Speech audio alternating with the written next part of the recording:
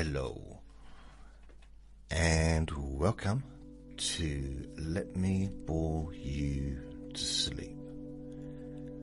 My name is Jason Newland. Please only listen when you can safely close your eyes. Today is Tuesday the 4th of August 2026. I'm doing this quite early. That was a bit squeaky, wasn't it? I'm doing this quite early. It's 7:10 in the morning. I've got the window open. There's a few there's a pigeon in the background going in case there's anyone out there that doesn't know what a pigeon sounds like. Although maybe not all pigeons sound the same. Perhaps I'm stereotyping the pigeons. Maybe in other countries the pigeons might sound like see? A bit like the Tarzan movies. Not all of the Tarzans did the same yell. My favourite yell was oh no, that's Basil Brush. No.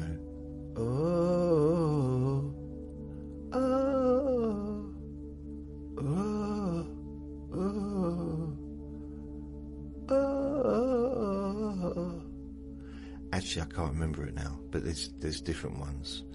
I like Johnny Weissmuller's one.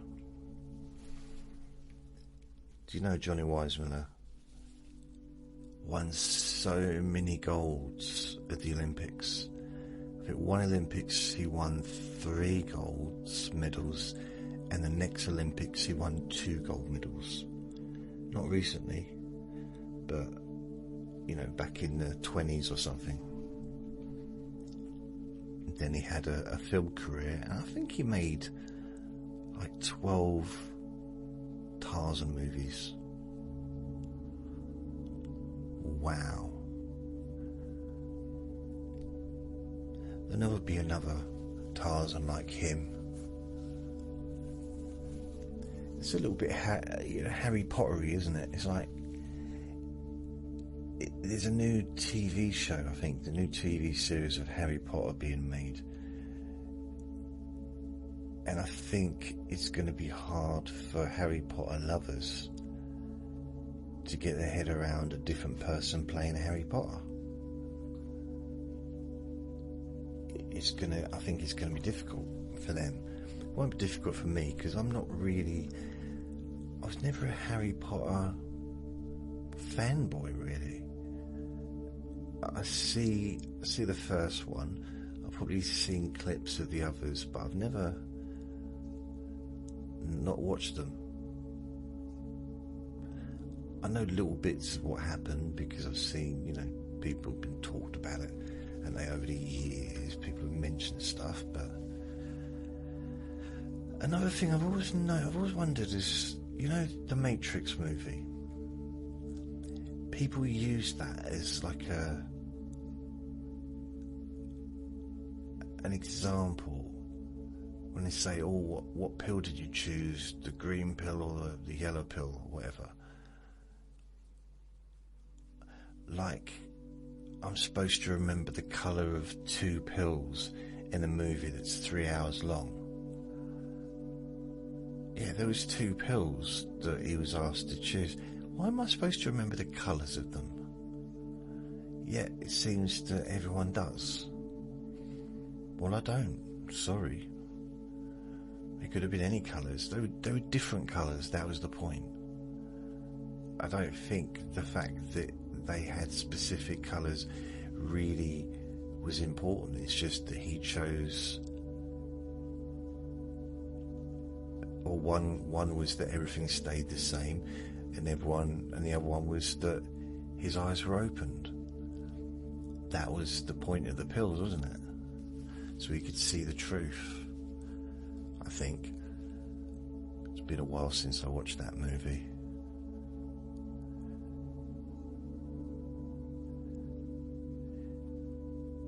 I think that's another example of having a really successful movie kind of surprisingly successful, and then being given huge amounts of money to write the script for another one.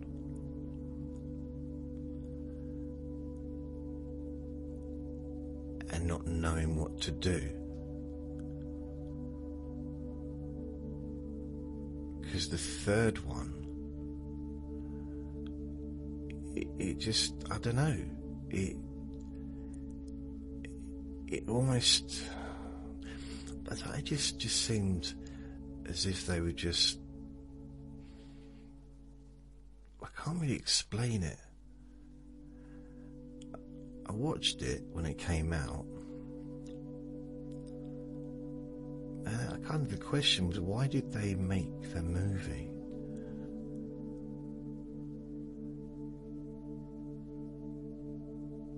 The fourth movie was kind of interesting because I think it was 20 years between the last one. I mean, the same thing happened, well, not the same thing, but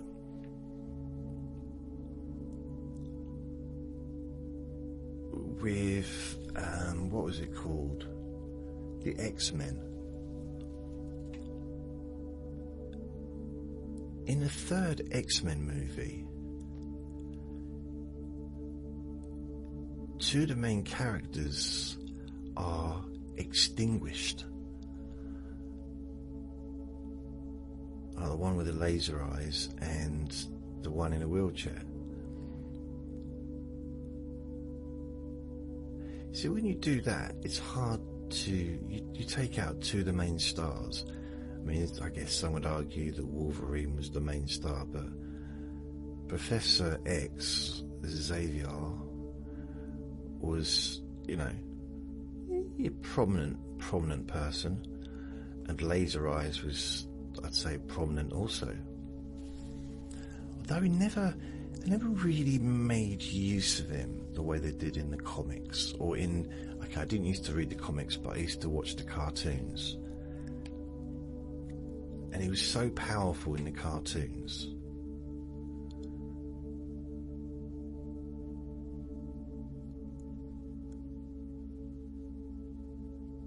Yeah.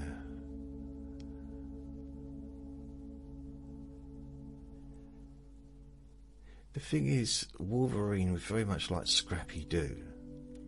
Like, when he was against humans, he was phenomenal, because he was like 20 times their strength, and he had his little claws, didn't he?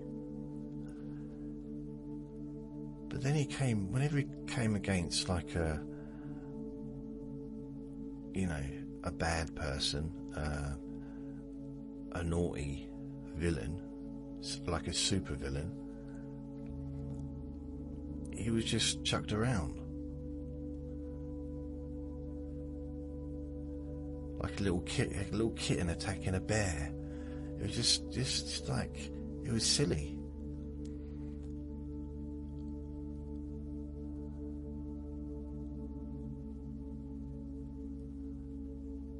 It's another thing, like with Superman. I love all these superhero movies. I don't, even the ones that are kind of, people moan about and saying they don't like them the way it's going. Like, I still like them. I watch every superhero movie ever. But there is come to one, like, you know, especially with the more recent Superman, the main one over the last sort of 15 years, that one. Not the new one. And he'd have these fights. He'd been doing all these things when actually all he had to do was just do his laser vision, and he could have just destroyed or he could do there's certain things he could have done which could have destroyed the opponent, but instead he goes to have a punch up. But then I think a lot of that is because he didn't want to hurt anyone.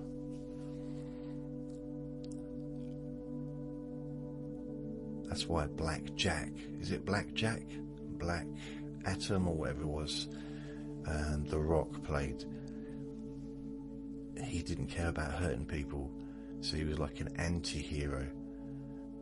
That was the best part of the movie for me, because it just really didn't care.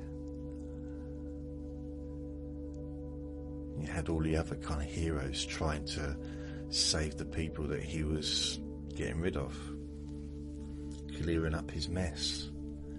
I want to watch that again. That was a good movie. I liked that one.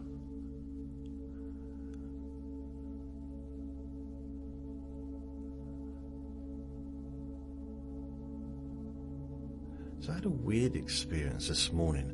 I woke up quite early, and I'm literally just sort of walked into the living room, and I hear a scream, like really loud scream. And no, I didn't see myself in the mirror. Rude. And Vinny started barking. Now, I had none of the windows open wide. They were on a latch, but you know, he doesn't normally bark at stuff like that. He started barking. And I stuck my head out the window. I opened it first. I learned from that mistake. And I was like, there was just silence. Absolute silence. Not during the scream, I mean after the scream. Otherwise I wouldn't be talking about it. And I woke up this morning, came into the living room, complete silence. And then I put my head out the window. Vinny started barking. That wouldn't make sense, would it? But yeah, it's I was listening out. Because Vinny barked, I wondered if it was someone that he knew. Because he's got family around here. He's got, you know, his mummy lives up a few doors up. He's got his uncle that lives just over the fence. He's got his auntie that lives downstairs. He's got his girlfriend that lives on the other building as well. That's the lady, she's had a baby, but that's his girlfriend, even though he doesn't see her very often. He's a worse boyfriend than me, blimey. So they're the people that he really loves. Like, he'd listen. If any of those cried out, he'd be there barking. It doesn't normally bark when there's screams, because I'm living on an estate with lots of screaming. I live near a school where there's screaming all day long. I can't really hear a lot of it, but there's, you know, when they get out of school, they're screaming. During the summer holidays, they're screaming. So hearing screaming is not that unusual during the day. At night, and I'm talking early hours of the morning, that was very unusual. So I'm kind of like, I hope they're okay. I give it about 10 minutes and I call the police, because I don't want to leave it just in case someone's in trouble, but it didn't sound like they were really close. It sounded in the distance, but it also sounded like something not that I've never heard before, but that didn't sound promising. You know what I mean? I don't think it was. It didn't sound like someone who just had a bad haircut. You know, they were blindfolded, had a bad haircut, and then unveiled, and it's like it wasn't what they wanted. Not that kind of scream. So I called the police, and that's weird, but an American answered the phone. Said, "Hey, what would you like? Would you like an ambulance, or you want to talk to a police or to the fire service?" Maybe it wasn't like that, but it's definitely sounded American to me, the man. And I'm thinking, maybe we are outsourcing. Maybe they're outsourcing to other countries. Doesn't make any difference really, does it? Because they just answer the phone and then pass it on. So really, anyone could answer the phone and say that question and then pass it on to whichever service. And the most important thing is that the person can speak clear English and can understand clear English. Because, emergency services, that'd be very important, wouldn't it? I know, maybe they didn't not understand clear English, but understand all the different accents as well. Because if you're from another country and you've never been to England, and I played you like a list of different accents from around the country, and I said to you, which country do you think they're from? You'd struggle. But probably at no point would you think that they were from England.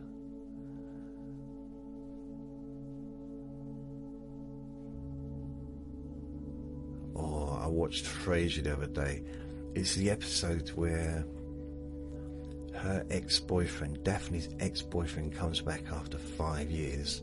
They've got this pact that if they haven't found anyone else, then they'll get back together in 5 years' time. And she ends up pretending that Niles is her husband. It's quite a good episode because they're all kind of lying and just, I quite like it. At one point, and this kind of spoiled the episode for me, but I remember it and I knew he was going to say it because I've seen the episode before. The supposedly English person, and he's not English, he was trying to put on an English accent, which he did quite a good job of it, but at one point he said about the apartment, or your apartment is lovely. I was like, oh no, lovely. I don't think an English person's ever said lovely. That's what's his name from Chitty Chitty Bang Bang, isn't it? Is it Chitty Chitty Bang Bang? If I put in love Lee, lovely, no, it's not coming up. Right, that's not Chitty Chitty Bang Bang, Chitty Bang Bang. Why is it not coming up? Anyway, it was... Who's that bloke that was in those movies? Okay. Very famous man.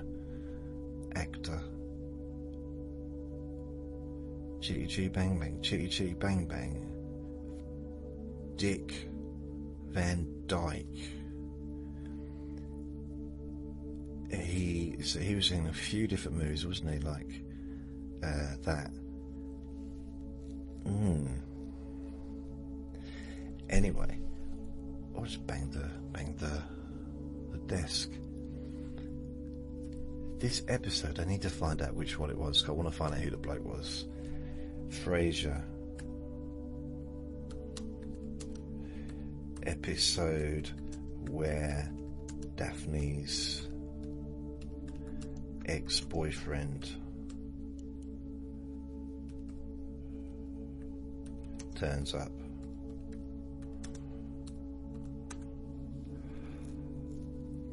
The two Mrs. Cranes. Here we go.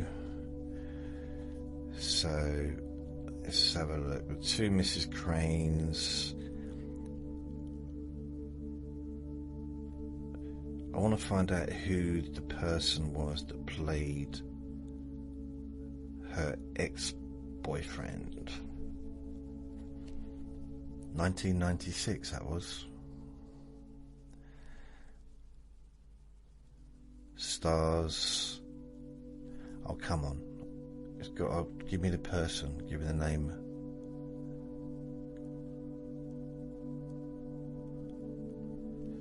Kelsey Grammer, John Maloney, Scott Atkinson. Scott Atkinson.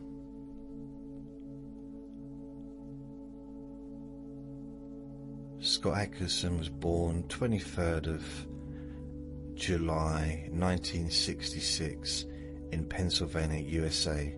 He was an actor, writer, known for his... he was in Dexter as well.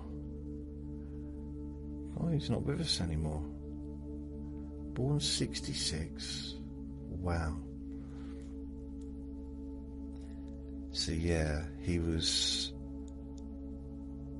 66, 76, 86.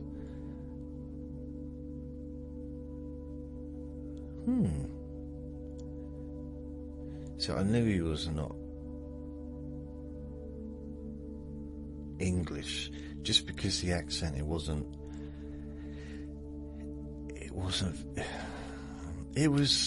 all right. I think if it had been kind of like a posh accent, I think it's the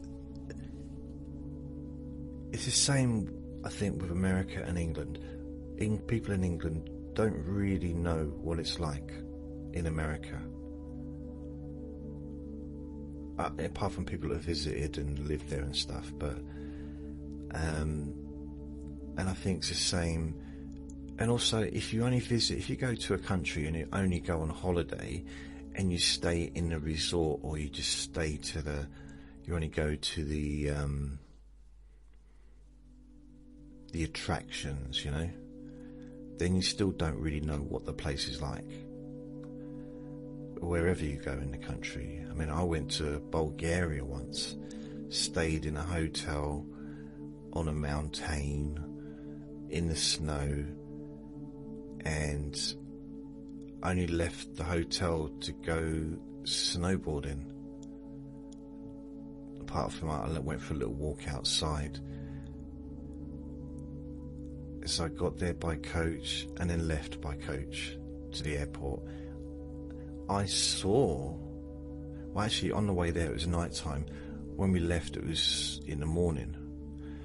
So I saw the buildings as I was walking, as I was in the coach heading towards the airport.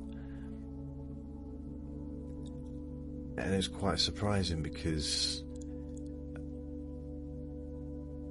I'd spent 6, 7 days, 8 days in this country, and I never really saw any of it other than the inside of a building and the top of a mountain. And everyone I met was on holiday or working in the hotel. So, you know, I can say, oh, I've been to Bulgaria. What's it like? I don't know. What's Bulgaria like? I don't know. It was white. There was a lot of snow when I went there. What are the people like? Well, the ones I met were nice because they were all being paid to be nice. They were waitresses. I mean, predominantly...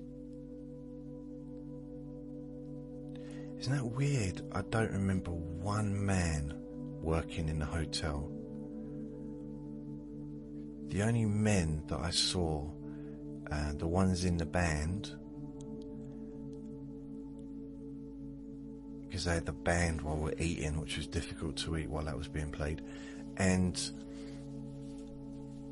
there was someone screeching at the front.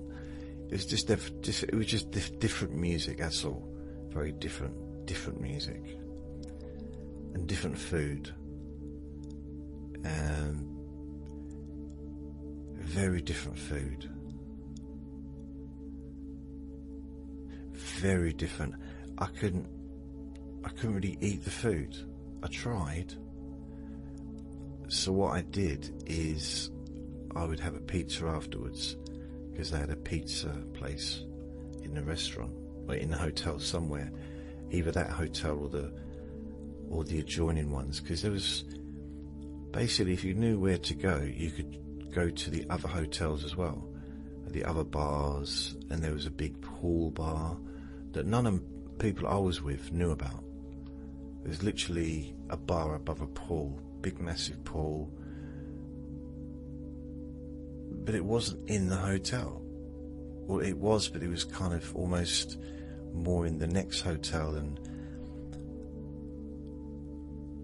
the people I was with, they pretty much stayed in one bar the whole time. We moved around to another one, but there was another one on the last night, I think. Unless it was the same one. It might have been the same one. Yeah. I tell you, it's weird because on arriving, I was on the reception with this lady, and we hit it off. It's a long time ago when things like that could happen. And I liked her, and she seemed to like me, and I thought, oh, this would be nice. Maybe get to know her a bit, perhaps have a chat, hold hands, fall in love, have babies, things like that. And the next day, she wasn't there. It turned out she was on holiday. I didn't see her again. At least I didn't think I did, because she came up to me on the very last night and started talking to me, but I didn't recognise her. And I was a little bit drinky, had a bit to drink. And the next day, as we were coming up, going to the reception to collect my passport and stuff, I'm like, oh, you're back. She said, yeah, I was back yesterday. Don't you remember? I said, no. And the weird thing is, we still hit it off to the point where we were talking, and she walked to the coach with me, talking to me, gave me a hug. I don't know if we kissed, I can't remember. But really, almost like we didn't want to leave each other. And, of course she walked to the coach, she was saying goodbye to everyone. No, with me. She didn't hug anyone else. And everyone on the coach was waiting for me to get on. And I was busy. No, I wasn't doing anything. I just kind of wish I could have stayed just for another hour or so. But yeah, it was lovely. The only man I saw was the snowboard instructor, as far as to do with the resort. I saw loads of men there. God, the place was full of men, but no staff that were men.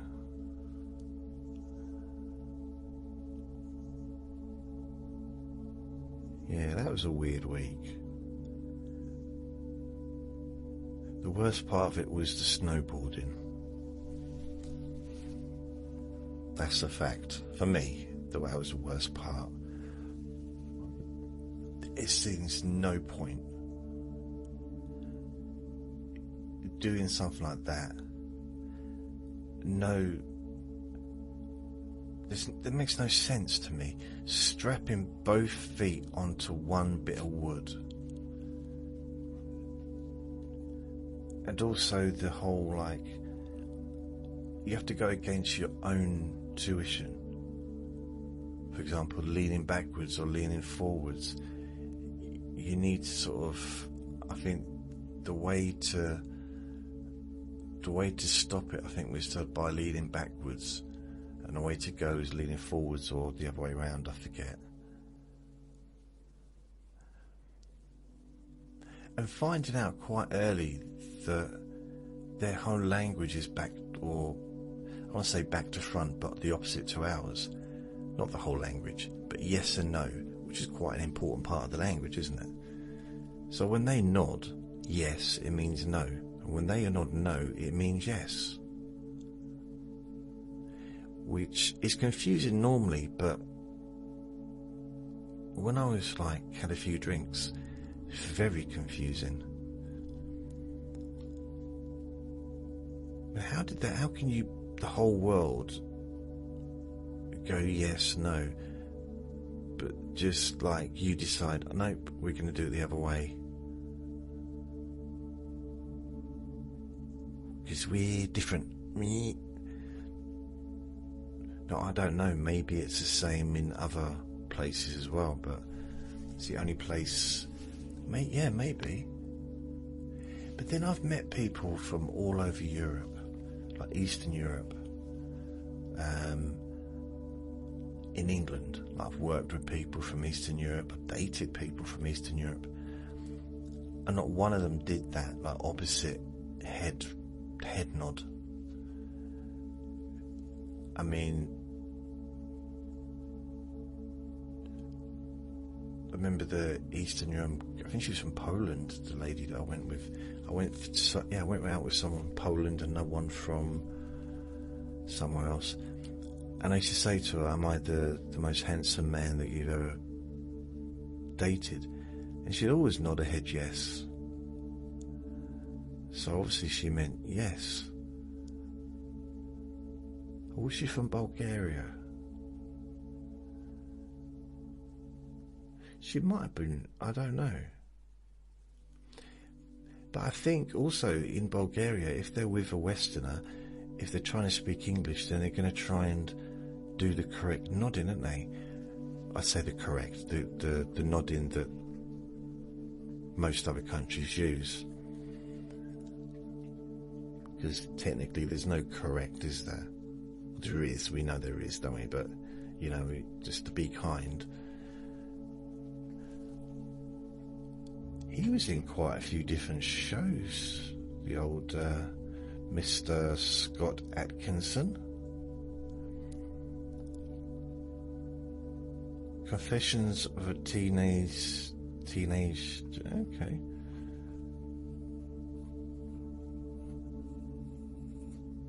"2013 Kirsty." Is that the TV show that I once... Kirsty Allen?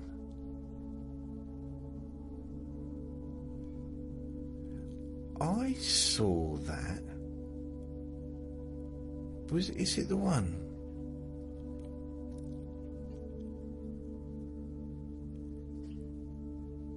Michael Richards is in that one as well.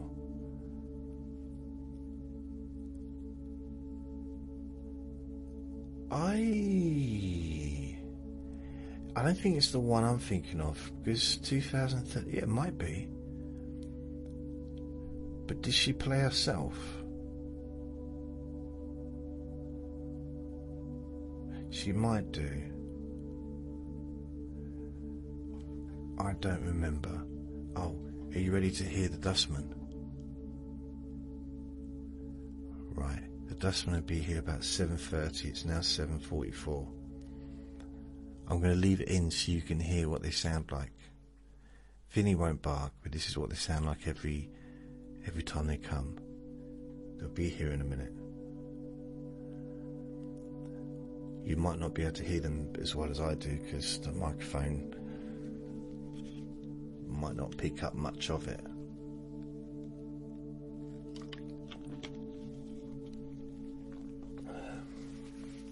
But this is what you hear if you're in bed at 7:30 on a morning. Let's say you don't have to get up till 8. You don't want to be woken up at 7:30, do you? Right, I can kind of hear them. You can also hear a dog in the background, in the distance, which I'm surprised that the dog over the fence hasn't picked up on yet. I think the dog will the dog will bark as well when the dustmen get here. Why do you keep saying dustmen? You should say dust people or refuge collectors. I probably should say refuge collectors, but I think I've only ever seen a female collecting on the dust carts in my life. And I've been around. I'm not, there might be millions in the world, I don't know, but there's not. It might be mainly women that work on the refuge collections, but it's not. It's one of those things, isn't it? It's like, yeah, well, it's not. It's like lorry drivers. Women are lorry drivers too, yeah. To being a specific number of lady lorry drivers. No, it's not many compared to men. And there won't be many men either once everything becomes automatic, non-driving lorries.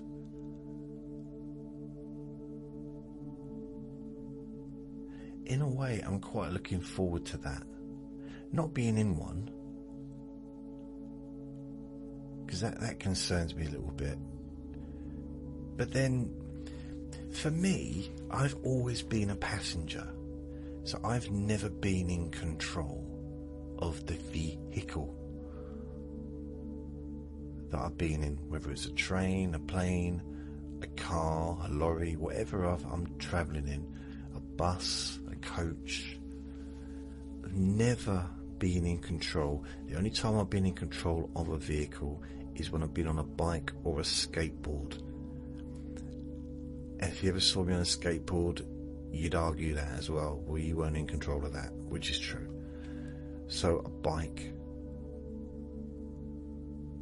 Did I ever tell you I got a hold of a bike? I bought one probably about 7 years ago, I'd say. It's a guess.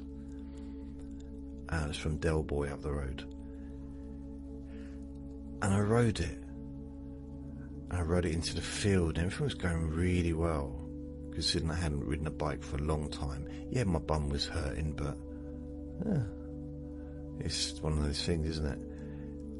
And I'm going, I'm getting building up speed, and I get into this field.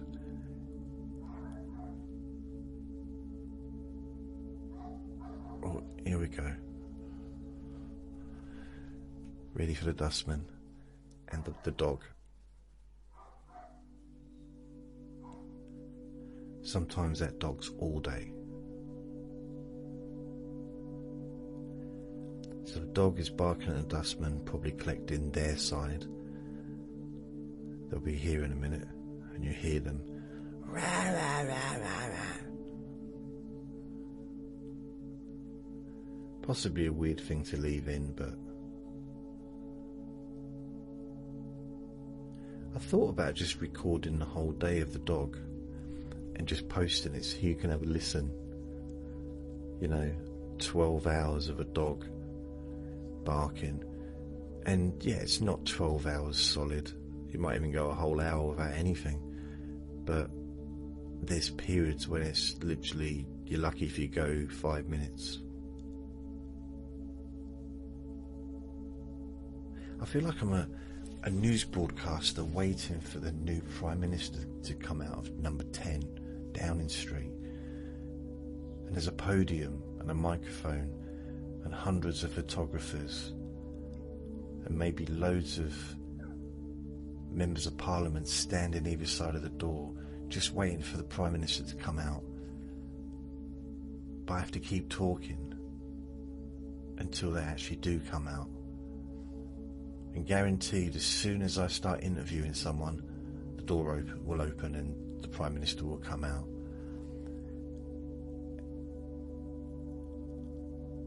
I feel a little bit like that, but without the Prime Minister and 10 Downing Street and all the reporters and all the members of Parliament and being outside. But other than that, it's exactly the same.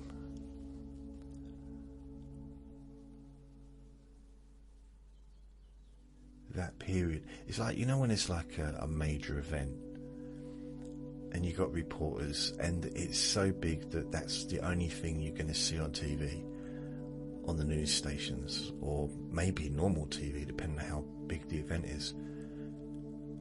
But they run out of things to talk about after the first hour, maybe sooner, and then they just keep repeating what they've already said. And then they start talking about stuff that maybe isn't that relevant. Like, you know, a bird just went past, something like that. And that tree over there, that's been there for 300 years. There was once a puddle down there. Like in the winter there was a puddle, and then the summer came and the puddle just seemed to stay for ages. It was such a big puddle. And then the sun came out and it was gone within about 4 days. But 4 days to dry up a puddle just shows you how big the puddle was. Oh, here he comes. The new Prime Minister. This week's Prime Minister.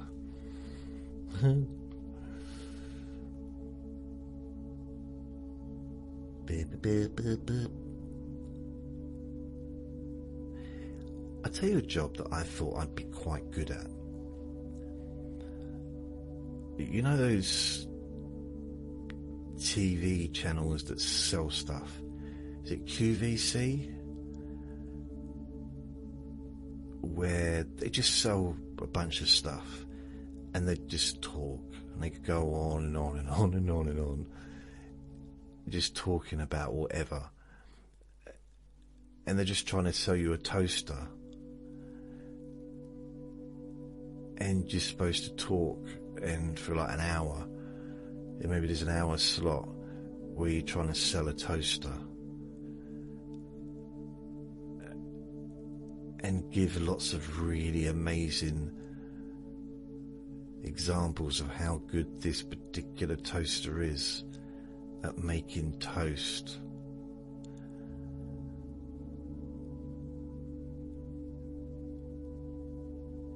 I actually thought about doing that in the early 90s as being my act. I'd just go on stage and I'd get someone and I'd have it as, I'd like present myself as being, you know, one of those TV seller people, and get someone just to give me an item to sell them, and then talk for 10 minutes about the item and, you know, just make stuff up on the spot. But I never did. I might have been quite good at that. I did go to a, what's it called? You know when you ad-lib. Oh, here we go, listen. The dog. You hear that? The dustman must be on the way.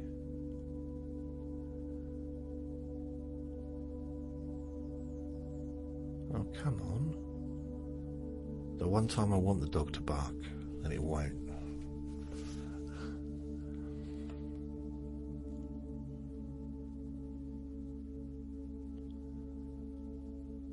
Oh, anyway, yeah, I phoned up the police and told them, and they said, how long did it last, the scream?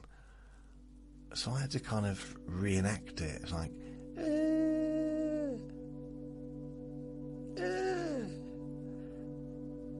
and I said it did feel like it had a little bit of an echo as well. That's why I think it might have been in the distance. And he said, oh. I said, no, it didn't sound like I did it. Because firstly, I can't screech, I can't scream that high which to me says it might not have been a middle-aged man. You know, I might have been able to scream that high when I was younger, I don't know.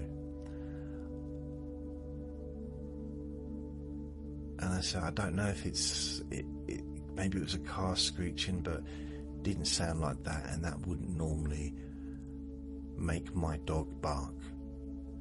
We hear cars screeching, car alarms going off, none of that stuff affects him during the day even. It's not even at night, but not during the day either. He doesn't care about that stuff. He doesn't even bark at the dog barking, and he won't bark at the dustbin people, because you'll hear him, because he's with me now. He's not bothered by that stuff. He does get... I just thought maybe it was the baby. I forgot about that. There's a baby across there. I just hear it crying now, but babies can let off a big scream, can't they? Maybe that's all it was. Hopefully that is all it was. But I couldn't leave it. It was so... Also, Vinny doesn't bark at the baby crying.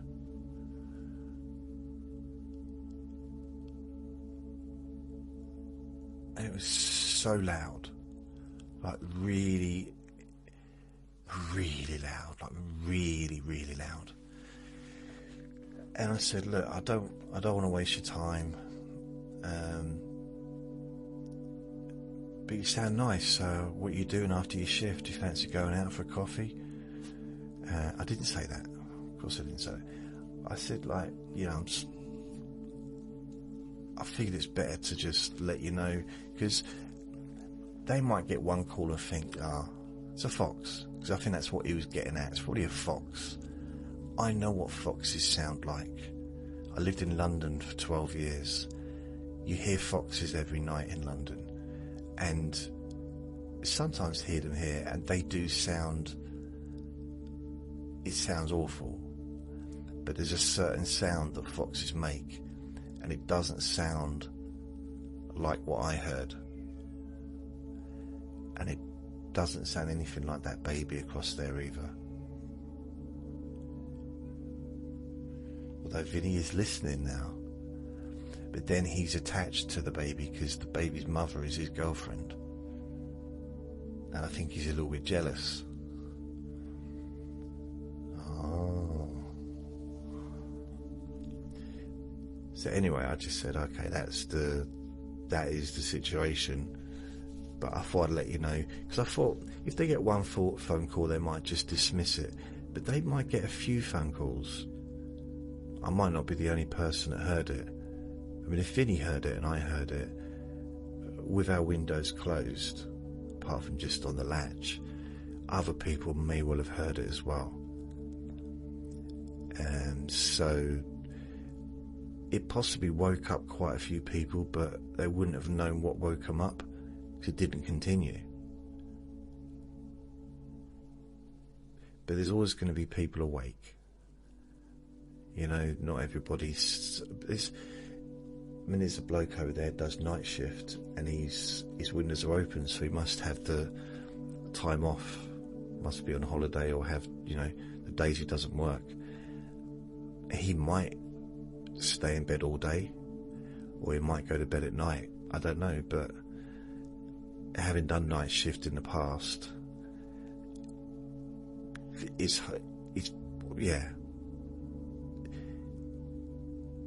very difficult, I found, to try and sleep differently on the days off. I mean, I did a night shift job which was Monday to Friday. That's years and years ago. So when it came to Saturday, I had to go to sleep, but I did try and kind of have a normal weekend where I went to bed at night. But when I was a security guard and I was doing 12-hour shifts, and it was sometimes 7 days a week, sometimes 6 days a week, sometimes 5 days a week.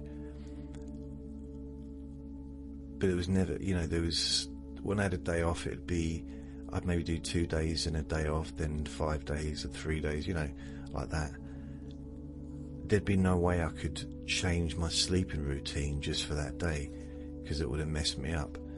So I would be asleep during the day, the same as normal, and be up all night. I might, if I had a girlfriend or whatever, I might get up and spend the day with her, or spend the afternoon, so go to bed and then get up a bit earlier than I would normally. But I was a lot younger back then. I could do it. I was able to.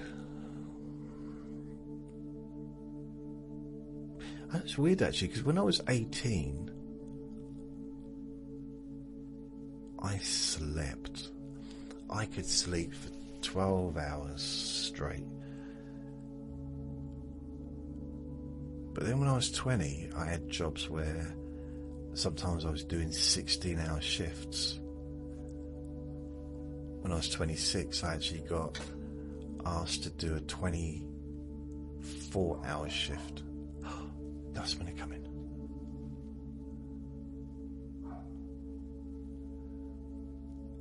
I kind of want you to hear.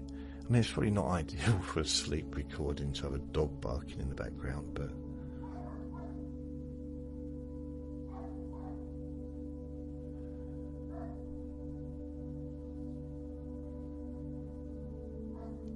if you can notice, there's no one telling a dog to be quiet. Which you'd think, it's now 3 minutes past 8, so it's not technically early. But if someone's dog's barking, it's the owner's job to say, "Oi, shh," which is what I do with Vinny.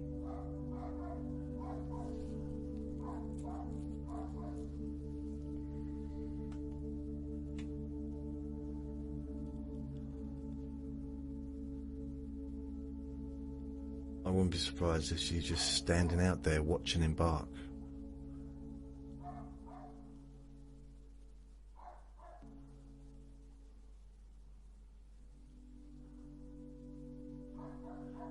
I can't look though, because I've got a light on and my neck curtains are drawn over too far so they could see me looking out the window.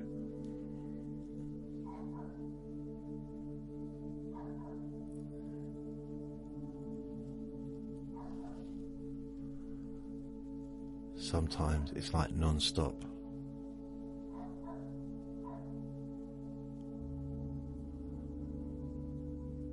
I mean, there's an added echo to it. It's like, yeah.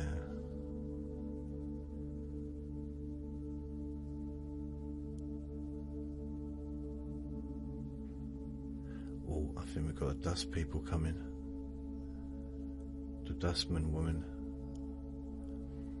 the refuge.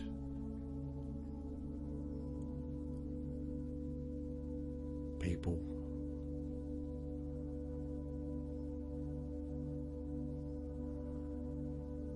I used to do that job. I was a road sweeper for a while, for a little bit. I used to clean housing estates. I used to clean supermarkets. I used to clean offices. So many different jobs I've had over the years. Kitchen porter numerous times.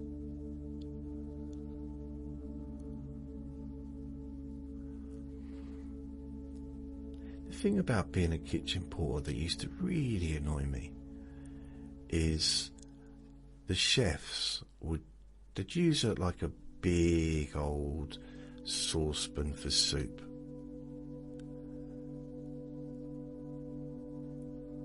And then, once it was empty, they just leave it on the side near the sink instead of putting any water in. If they'd put water in, it would have soaked it, made it easy to clean it. But no, they just left it so it dried.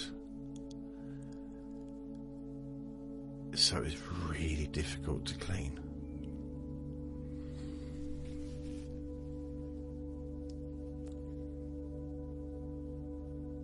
Never really understood that. I mean, that's the hardest part thing for me was of being a kitchen porter, was the pans, the pots and pans. The dishes, that was almost so easy. Because I was doing that when I was a kid at school. I was working in a restaurant. We used to do it in the evenings, sometimes on a weekend as well. But we'd just basically wash, there'd be a dishwasher, like one of the industrial ones, just empty the plates, scrape off the plates, rinse. So you'd rinse the plates before putting them into the washer, and then it'd be washed, and it'd take, I don't know, like a few minutes to be done. And then the plates would come out and they were super hot. Then we'd put them on the side ready to be used to serve again. Because if it was busy, which it always pretty much was busy, especially we did a wedding, because they had a upstairs restaurant and a function room which was for weddings, really, like occasions anyway. They would get through the plates all at the same time. Unlike a restaurant where they'd be ordering stuff and you'd have different tables coming and going, at a wedding, like they try and serve everyone at the same time, don't they? Which meant we were getting plates from downstairs to cover the plates upstairs. Oh. And they'd be moaning, we need more plates. Well, I forgot my pottery wheel, I'm afraid. I can't create you any more plates. Which I was pleased that I came up with that so quickly. It's a very quick ad-lib, but they didn't seem to appreciate it.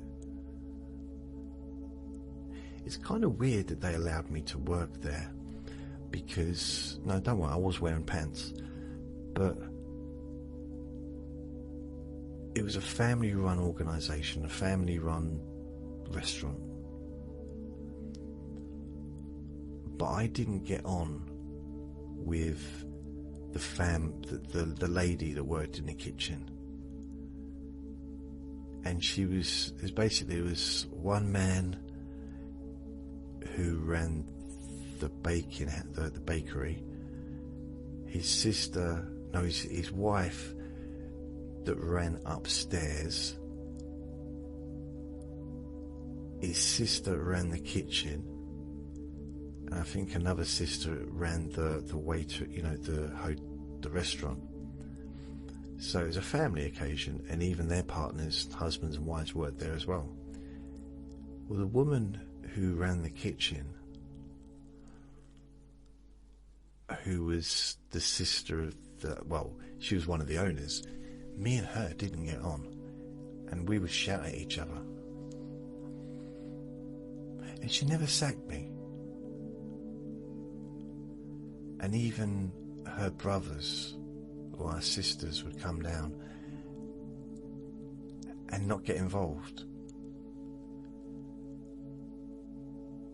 It's almost like they knew what she was like, and they thought, well, yeah, good, someone's standing up to her. I used to be like that when I was a kid. When I was like 13, yeah, probably about 12 actually at the time. I didn't care.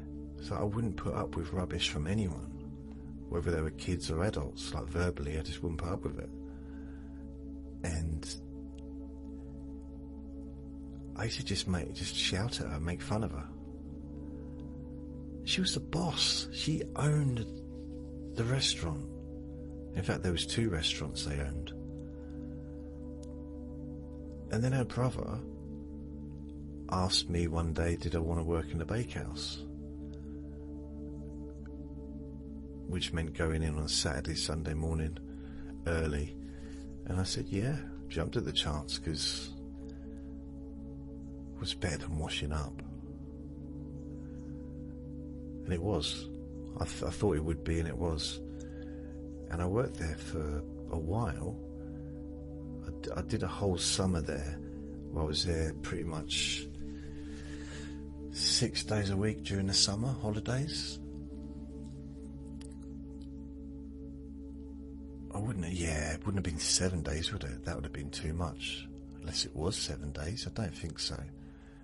I wouldn't have been there every day of the week.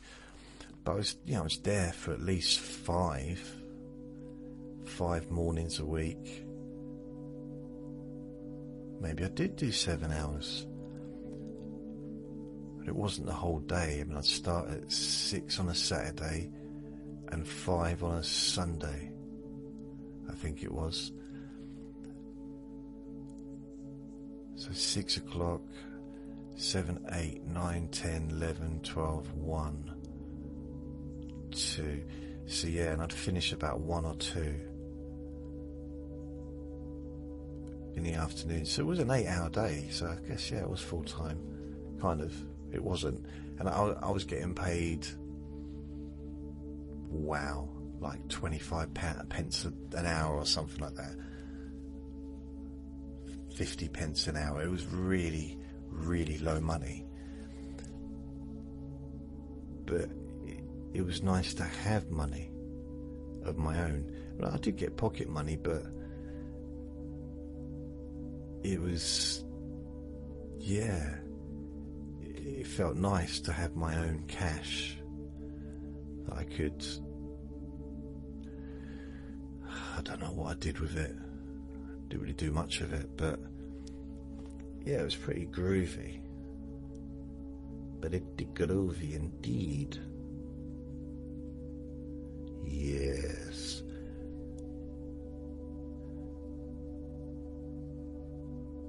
That was weird. A baby cried over there and a door creaked downstairs. They sounded quite similar. How weird.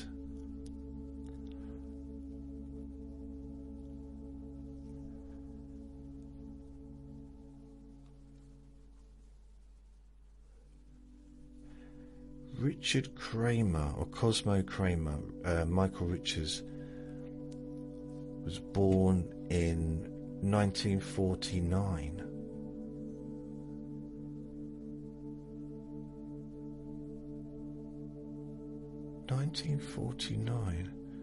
So he must have been 1949, 59, 69, 79, 89.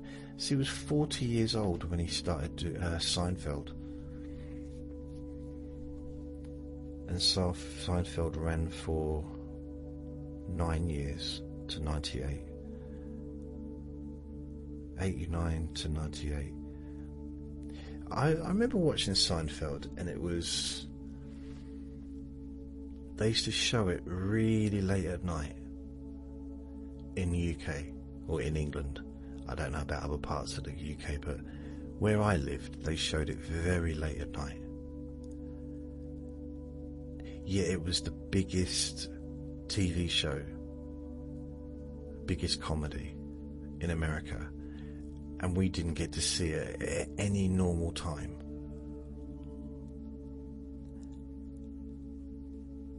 And that doesn't make sense to me, because Channel 4 was known, it wasn't on Channel 4, I think it was on BBC 2, but Channel 4 for years and years, like especially like late 80s, 90s, they had a slot between 8 and 10 where they showed, basically Friday evening was comedy evening on Channel 4, and they would have usually 4 American shows on, like Roseanne, The Golden Girls, Cheers, I don't know, like those kind of TV shows, like the really popular ones in America, would be on in England on Channel 4. home improvements. There was quite a few actually. I'm just Ellen. Or was Ellen on BBC Two? I think Ellen was on Channel 4. So they had all these different. So every time a season came to an end, they'd put a different show on, and then it'd show another one. And so Cheers wasn't on all the time because it'd run out, and then it'd be replaced with, let's say, the Golden Girls. But Seinfeld wasn't on there. Friends was when it came out. And what's that one with all the what's-its? The Brainiacs. I forget. They're all like professors and stuff. That comedy that used to be on as well. I don't think Channel 4 even do it anymore. They don't have that Friday evening thing. Otherwise, I'd still be watching it. But Seinfeld was on late at night, in the middle of the week, on I think BBC Two, maybe BBC One, but it was almost hidden. No promotion. Nothing. The biggest TV show in the Western world, and we didn't have anything to do with it. We didn't get to really know about it. I mean, a lot of people know about it now, and it's been shown on Sky and stuff, I think. But it's nice to see TV shows when they're out. When they're first out, not 20 years later. Because it means more, in a way. I don't know, but like a lot of people watched Friends, and it had such a big impact on them because it was part of their growing up. So maybe they watched Friends when they were at the same age as the actors in Friends. They were in their 20s, and they watched that, or they were in their teens, aspiring to be like that, knowing that they'd soon be in that age group.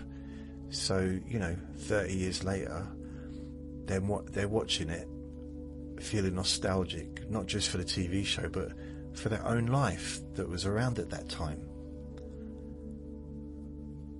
But if you don't see it when it's first on, I can't be nostalgic really about Seinfeld. I did watch it a few times. I didn't realise it was popular at the time. I didn't realise really until I moved to London who Jerry Seinfeld was, because he was never mentioned. He was never mentioned in my town. That was a definite do not mention Jerry Seinfeld. I grew up with that. The first thing I was told when I was 7, don't mention Jerry Seinfeld, and don't drink the seawater.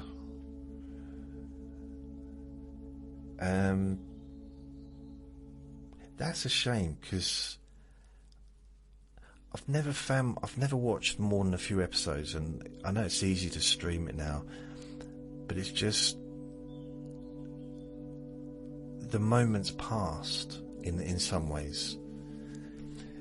It'd be like watching Cheers now, having never watched it when it was on. It'd still be funny, but it's the development of the characters, and a popular phrase these days is it was of its time. Because you watch it now like, wait a minute, no one's using a mobile phone, because they weren't, because mobile phones weren't around then. No one's using a smartphone. No one's, it's like, it's just people talking. And because this started in about 82, did it? Cheers, 84.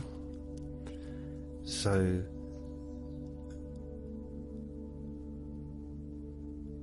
82, 84. I started watching Cheers when I got my black and white TV.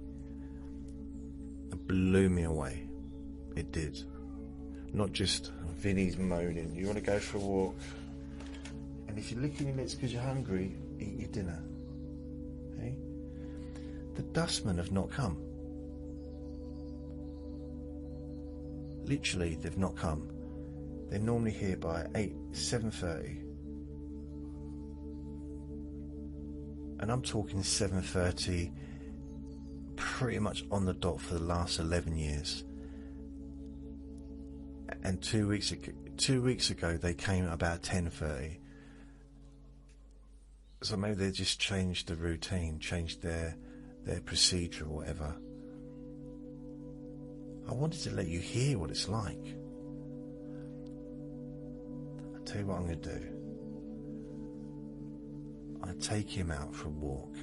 I'm going to leave the recording on so that you can hear it. So if they come, no, because then if the battery runs out, I'll lose the recording, and that's no good. And I've got 55% of the battery left. It doesn't tell me how long that had. Let's have a look. Does it? No, it doesn't tell me how long that will last. Probably another hour. Yeah, easily another hour. And I won't be out for more than half an hour. Will I, Vin? You want to go for a walk? Oh, we've got his paw up like, please, Daddy, take me out and give me lots of treats. I don't have any treats. Oh, you know what you did last night, right? I got this thing where I brush my teeth, clean my teeth, get ready for bed, check all the doors, just basically make sure everything's secure, come into the bedroom, I turn the radio on or put some music on, because otherwise he will be listening out for every single sound. So I have to have that on to cover up for him. For me, I'd be happy to have no sound, but hey.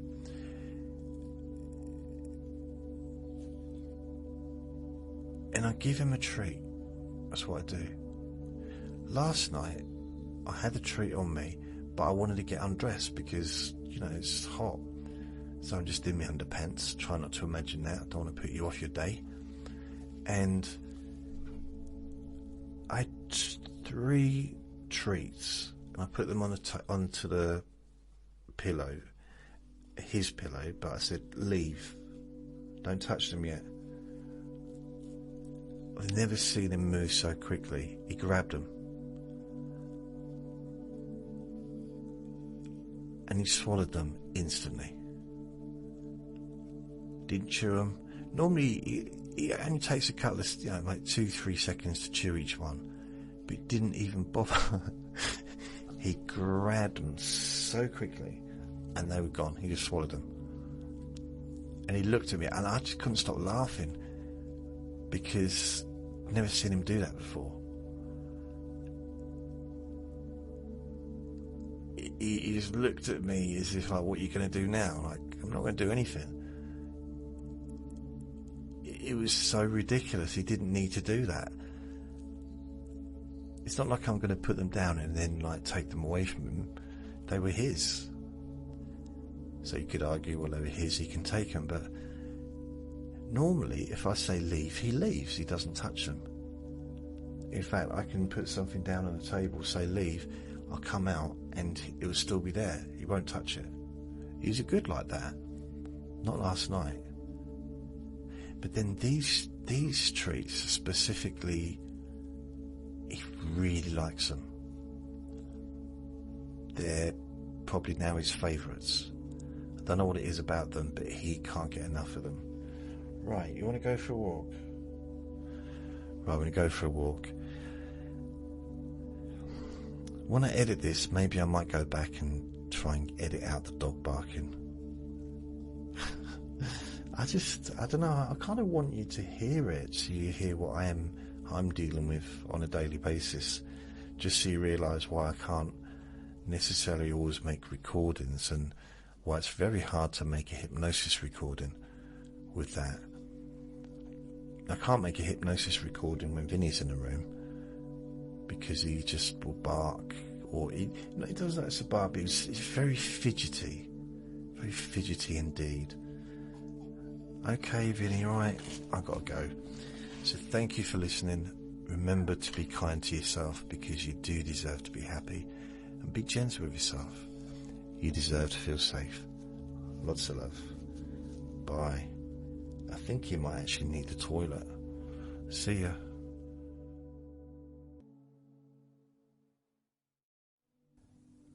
Relax in a more deep and meaningful way,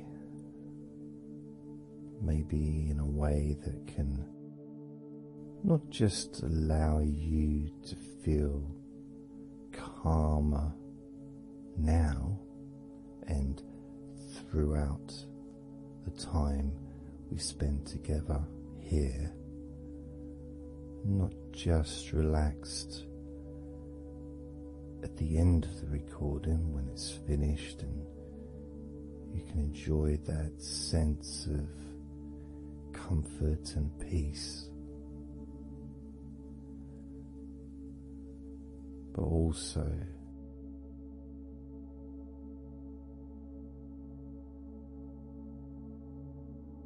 I think it would be nice to have those feelings of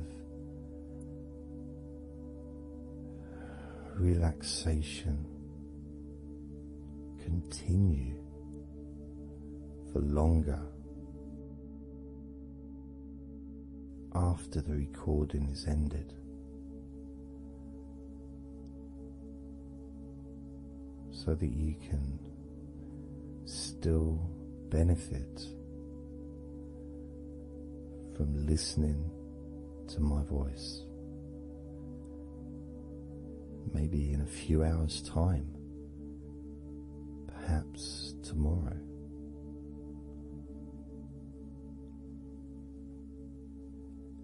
And then by listening regularly,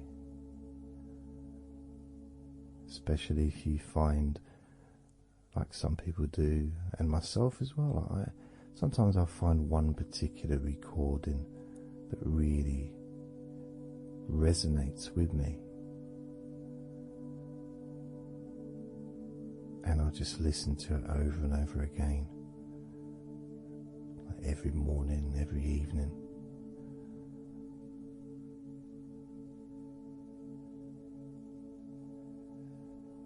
There was this recording from, we're going back to about 1999. It wasn't hypnosis, but it was a guided visualization, so it kind of was hypnosis really. And I managed to find it again, and it still has the same effect on me. And part of it was the person's voice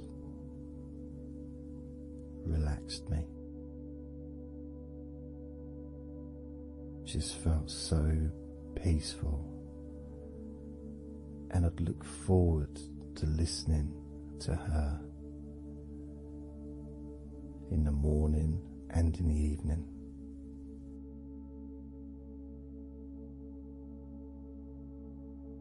And I knew before even pressing the play button that as soon as I'd done that, pressed the play button, this was in the days of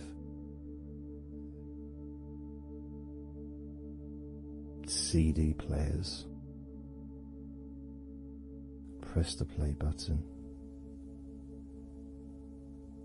In fact, it might have even been a tape recorder. I'd lie down on the bed, and then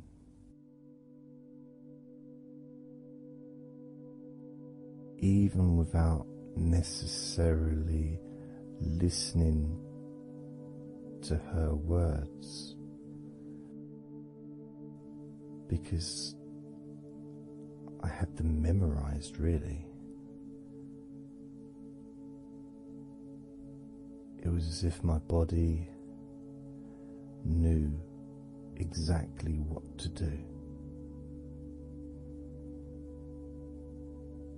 And the muscles just almost went into automatic relaxation.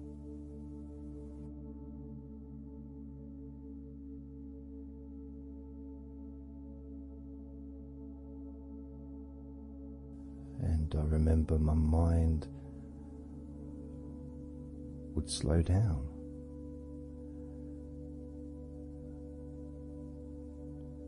Now,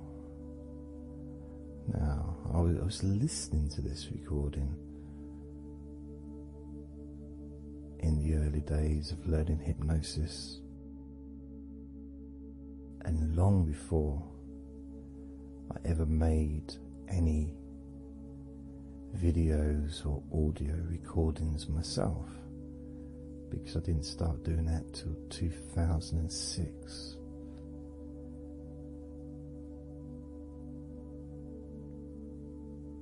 But I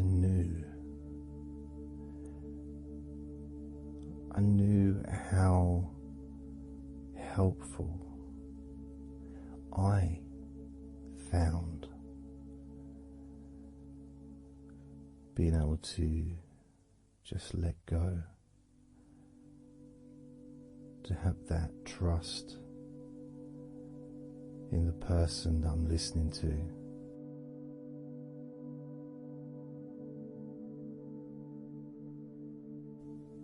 Knowing that it's going to be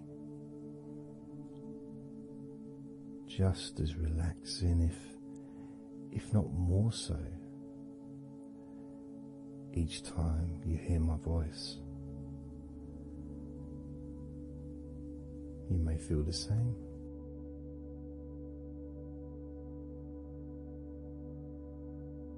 Some people have been listening to me for over a decade.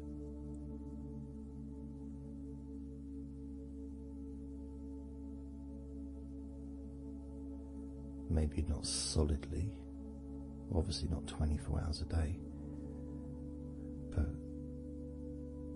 maybe people come back. Some people maybe listen every day.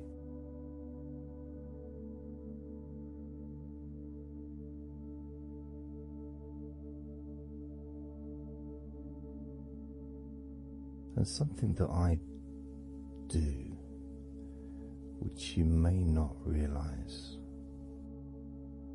by listening, is when I record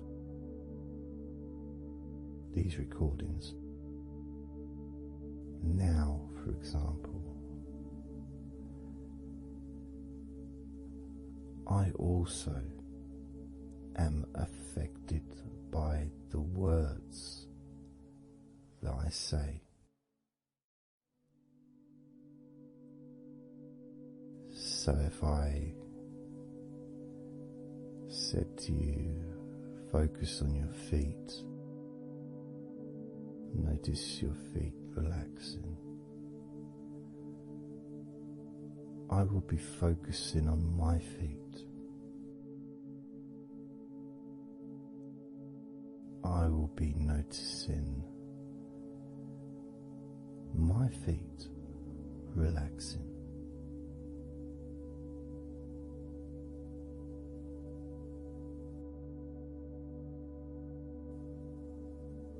If I said focus on your hands, and maybe notice the difference between each hand. Perhaps notice the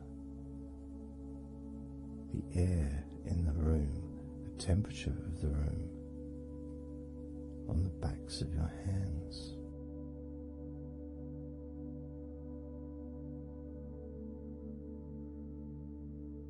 You may start to notice what almost feels like a very light breeze, even though there may not be any type of breeze at all where you are right now.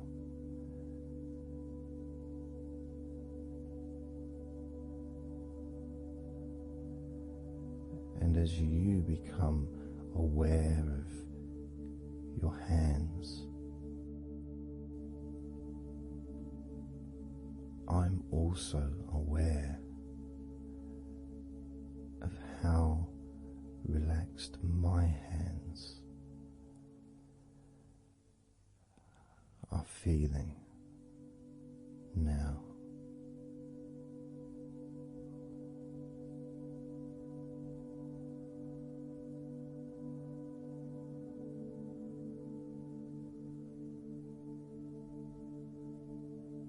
And when it comes to potentially drifting off to sleep, which may be the reason you're listening,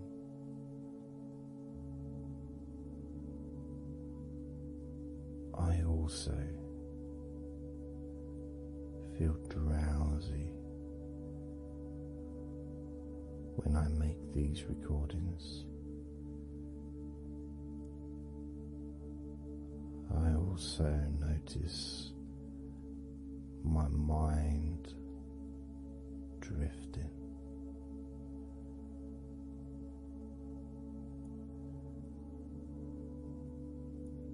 In fact, at times I've actually fallen asleep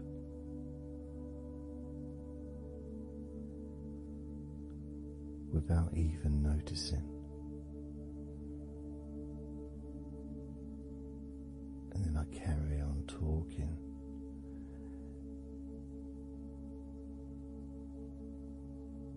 And it's only when I listen back to do the editing, I hear snoring, and I think, I don't remember snoring. I remember talking. Is it snoring, or is a pig turned up?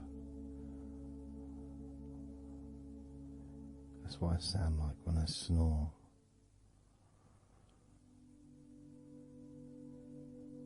And I get really into the whole experience.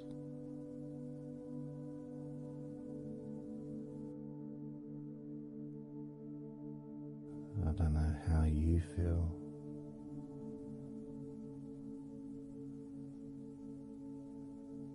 How relaxed you feel in your feet.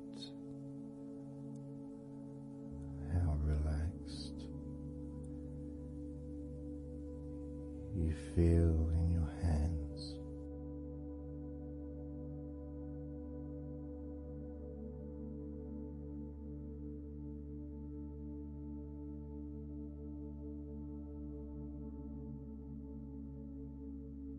I have noticed more and more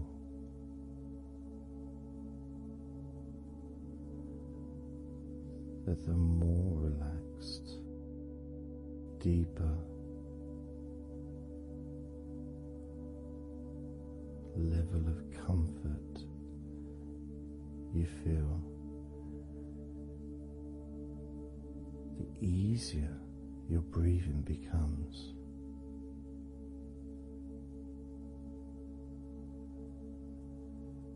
It's almost like that additional muscle relaxation. So this allows you to breathe easier.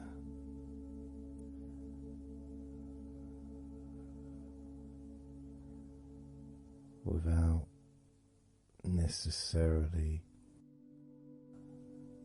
focusing on your breath.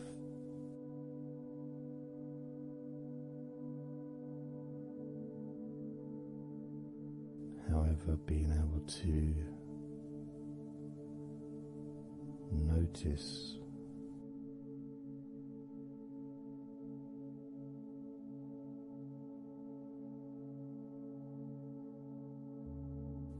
the ease in which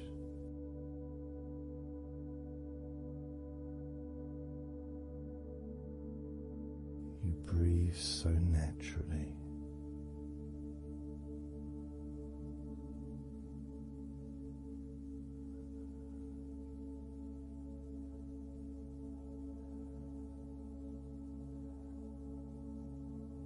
Breathe so very easily and smoothly.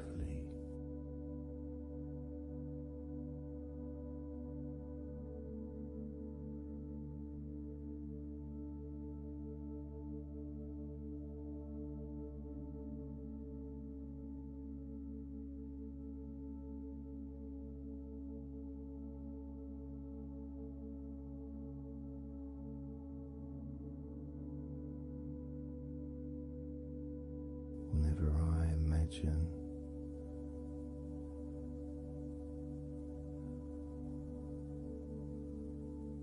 my breathing improving,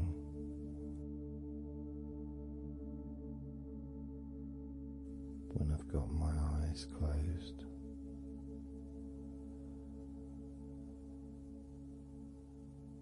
I tend to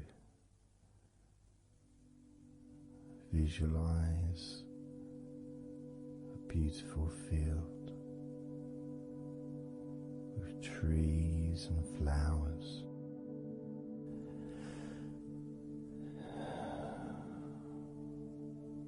producing all that life-giving oxygen.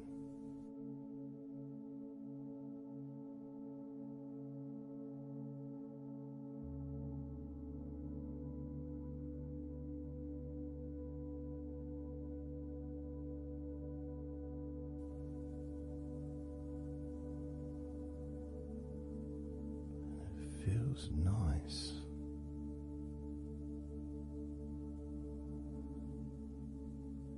to, if nothing else,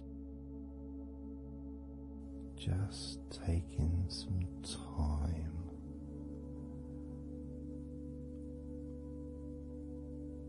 away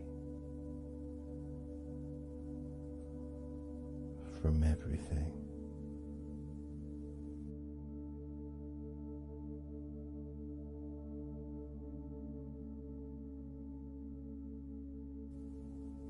Enjoying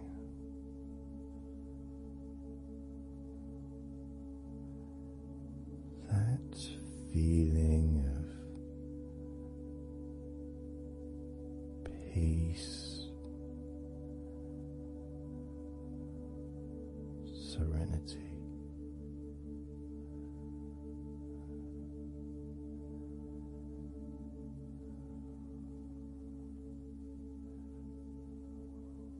With a joyful heart.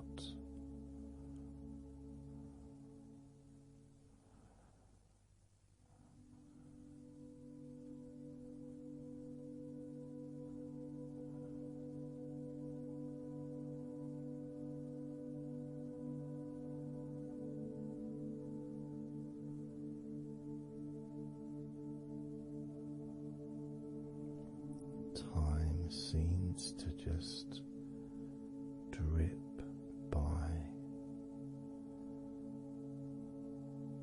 so very slowly.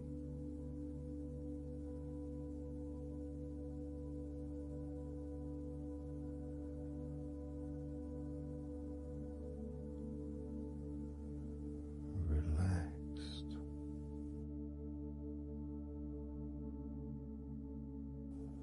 So deeply peaceful.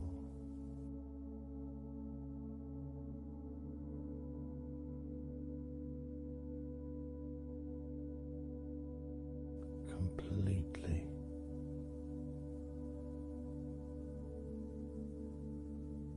unattached to any thoughts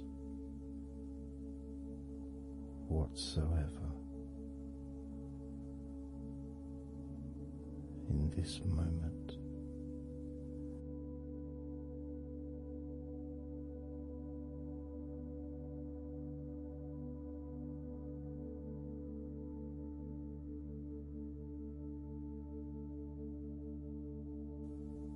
Completely free.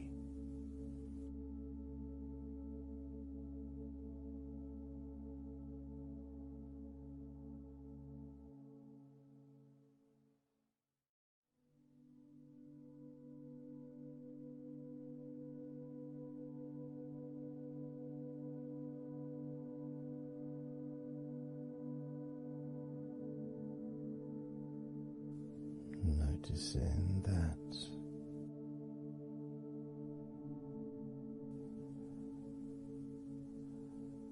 your mind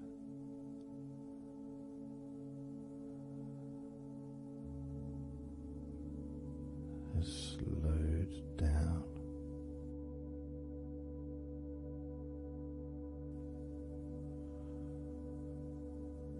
Slowed down.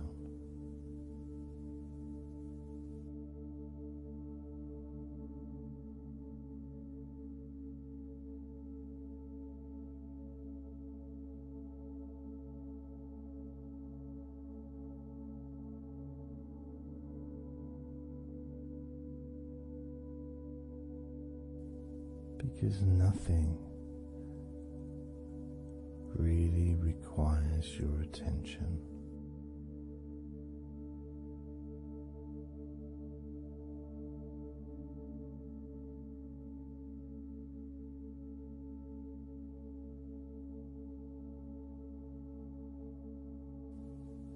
You can enjoy the physical sensations of allowing the stress to drip out of your body.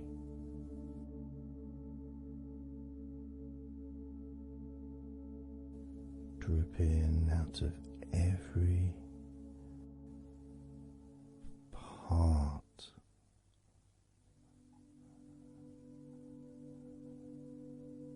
of your body.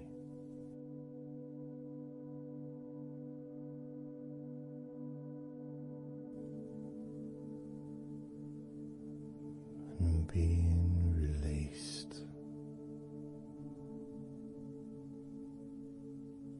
from your brain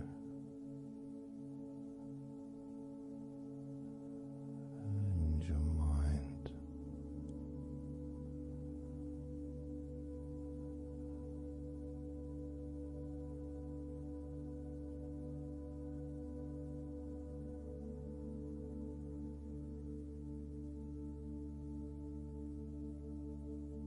Slowly but surely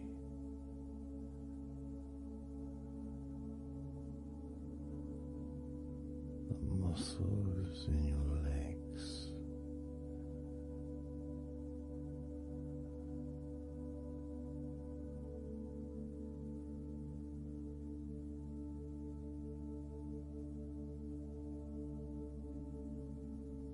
relax, relax,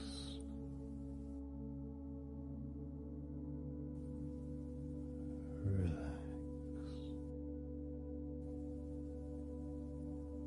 so very deeply.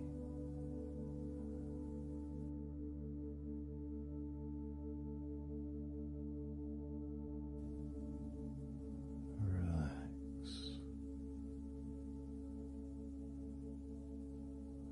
so deeply.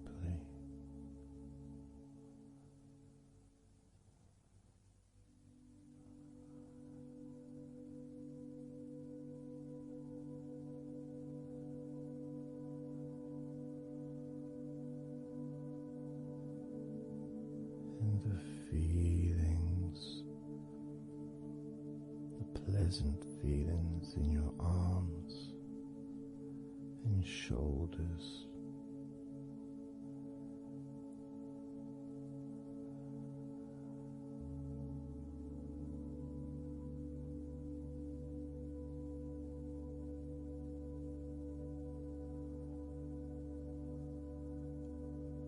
deepening each part of your body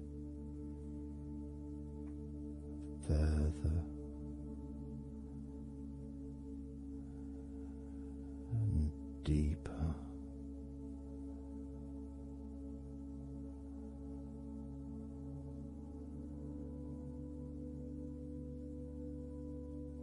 And deeper.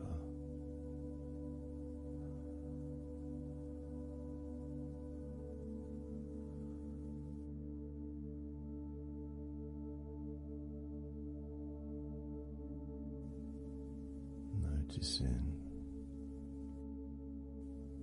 the feelings in the back of your neck,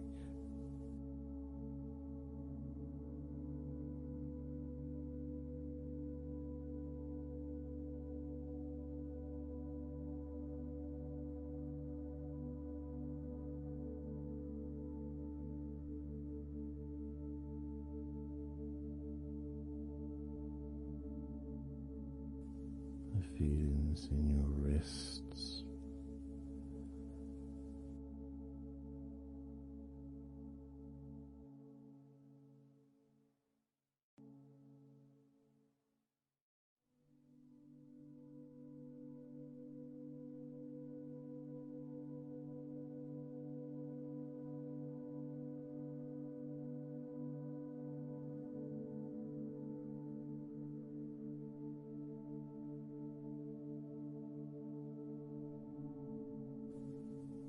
muscles in the front of your body,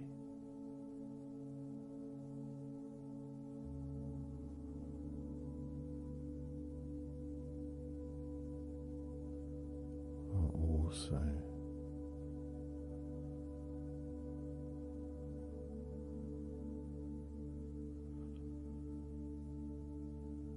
feeling peaceful.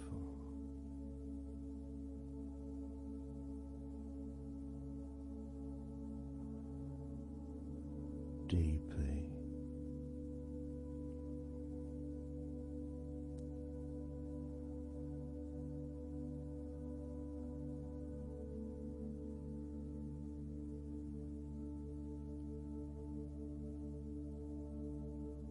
there's a sense of peace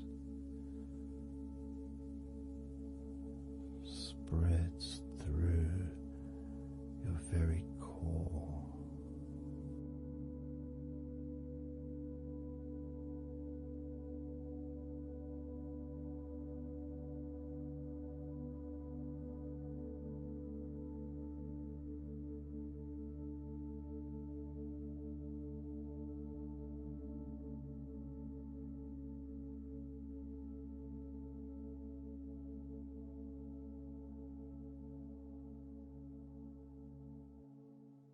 Even when you focus on your mind,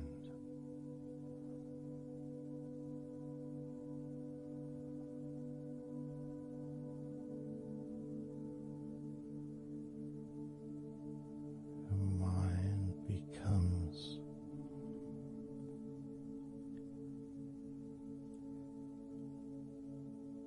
even slower.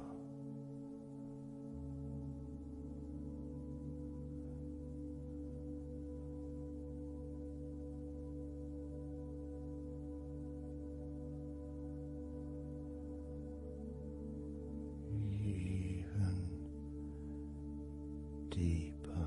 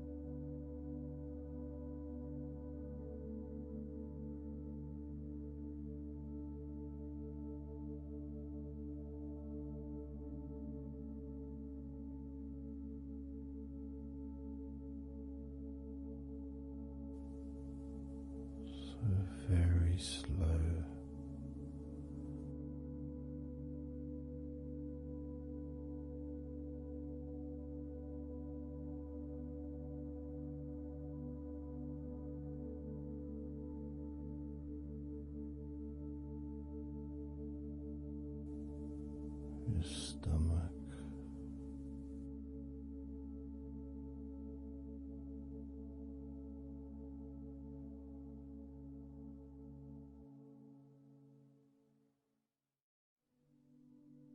Peaceful in your stomach.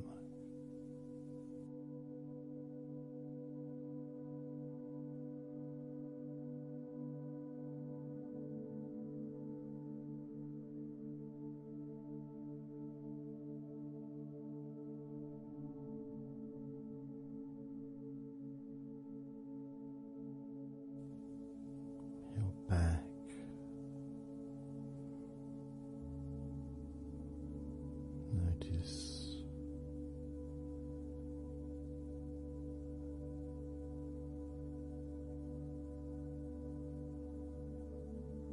Notice how relaxed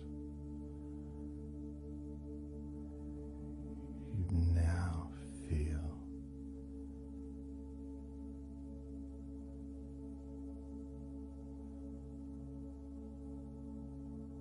In the whole of your back.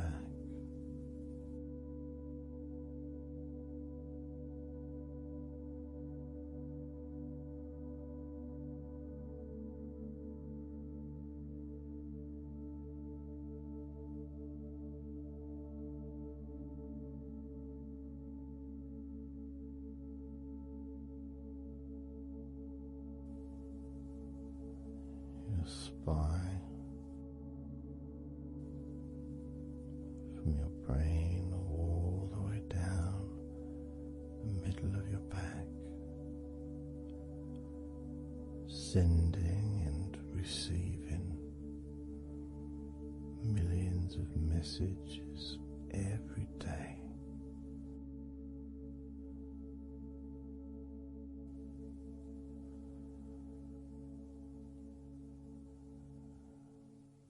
Deep comfort increasing.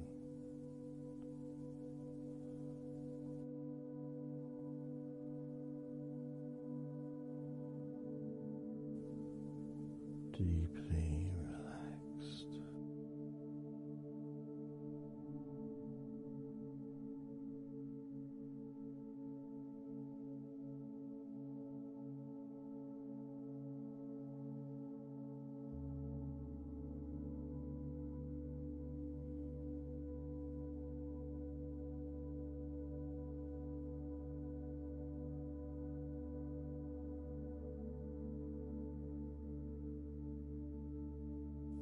Your knees,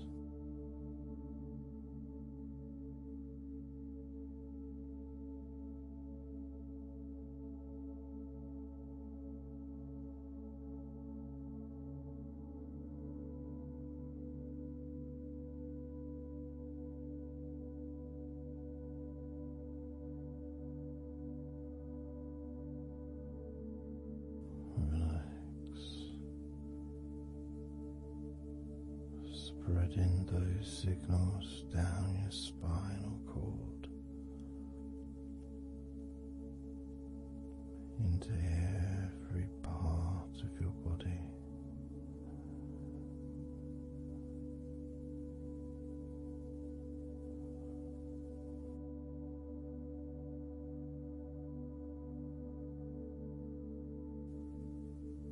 Your shins and your calf muscles.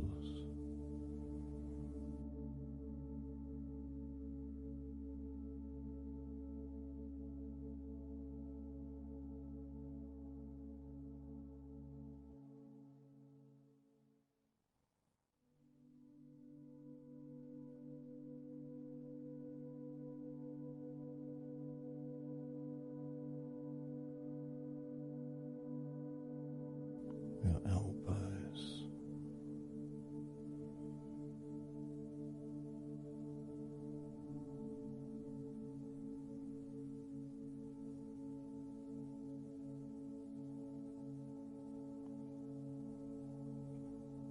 feelings of peace and tranquility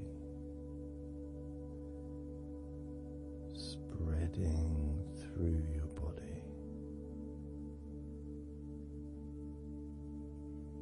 tips of your toes to your eyes, your fingers, all the way to your lower back.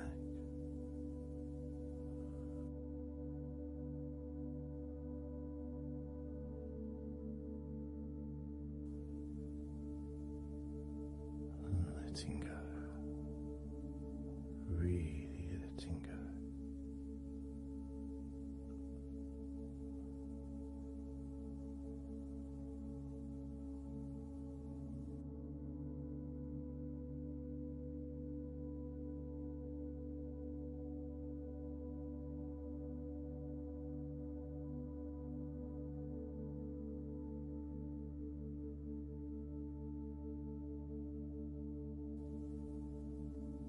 Peace.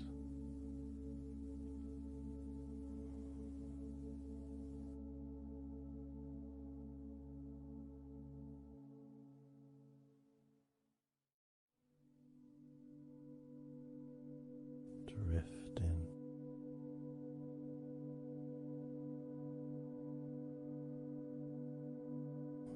Mind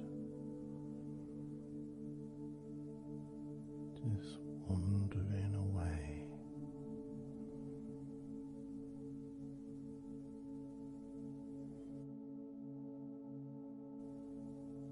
Happy to let go. Let go. Completely let go.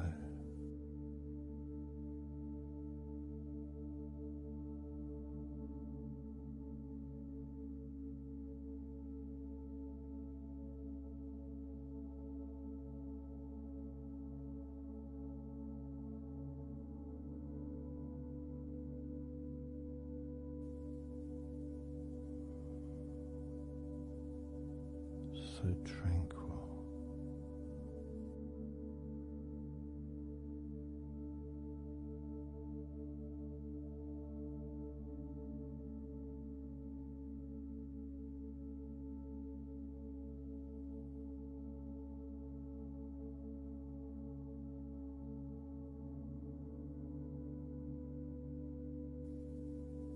Your whole body enjoying a sense of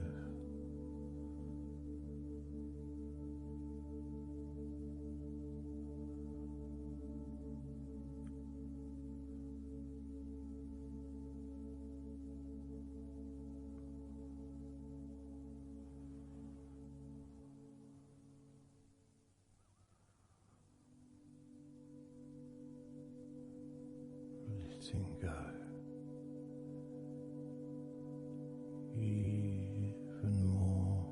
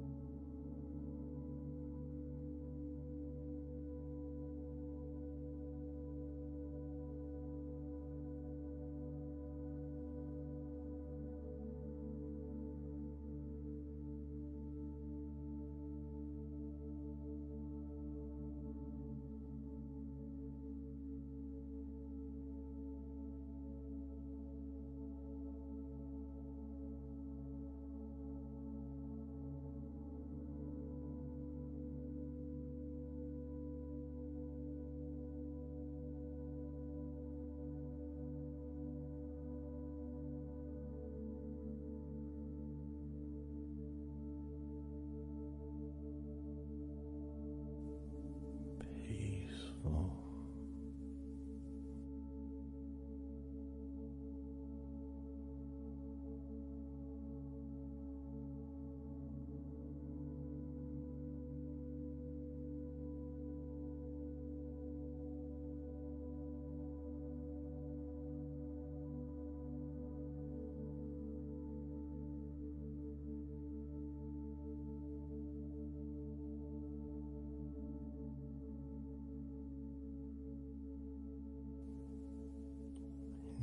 enjoying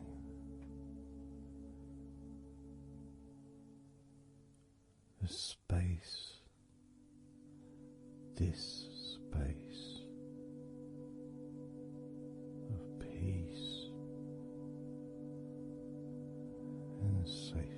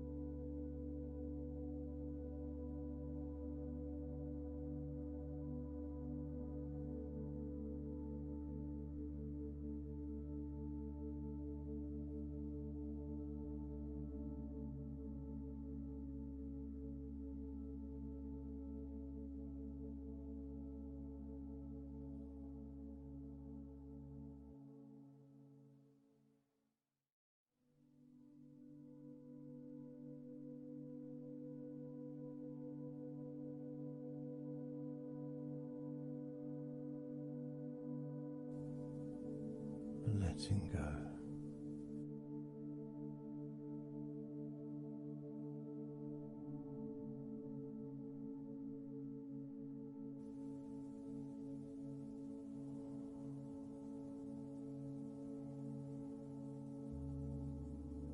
Maybe we can just focus on the different parts of your body. Just to notice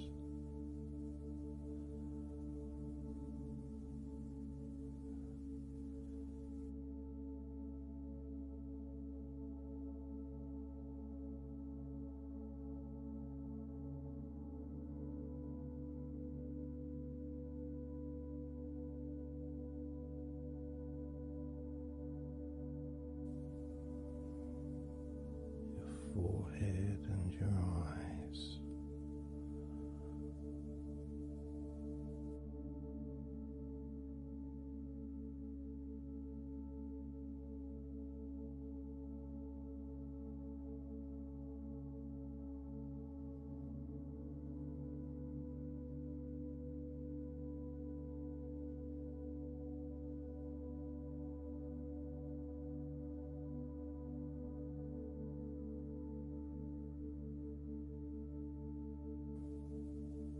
Your jaw,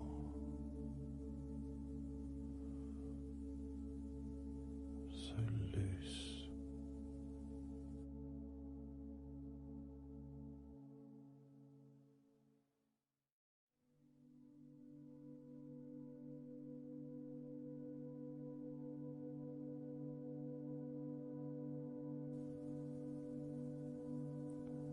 Noticing a sense of complete freedom.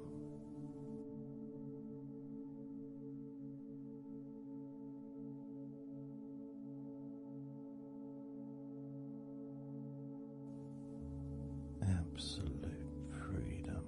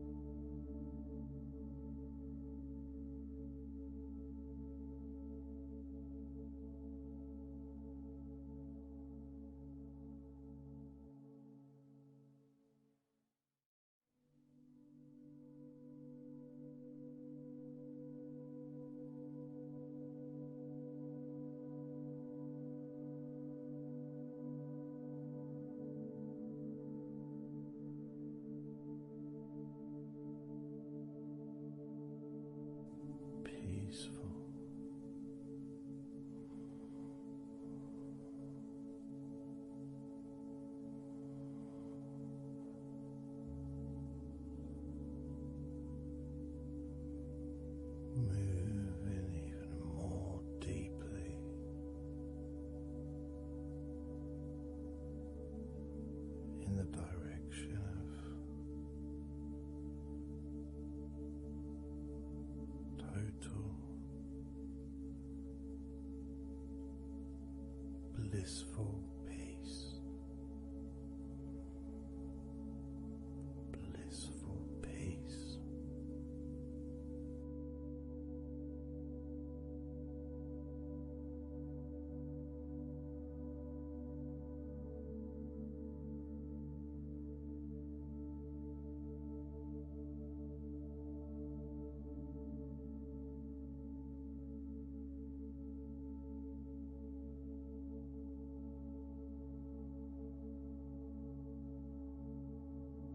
Drifting.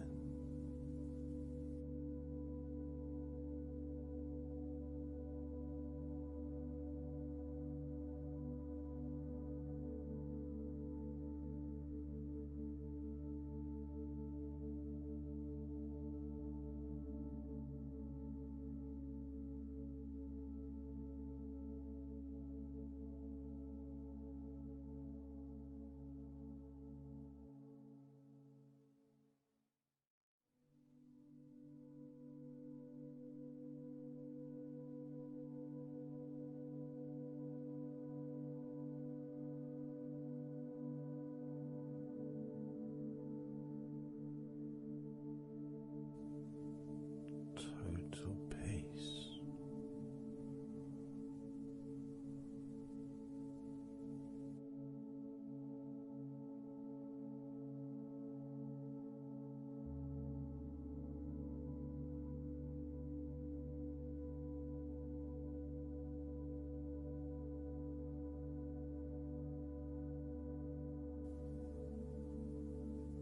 Calm.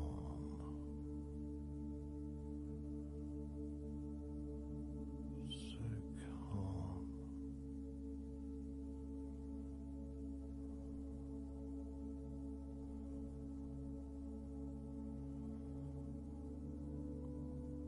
Letting go.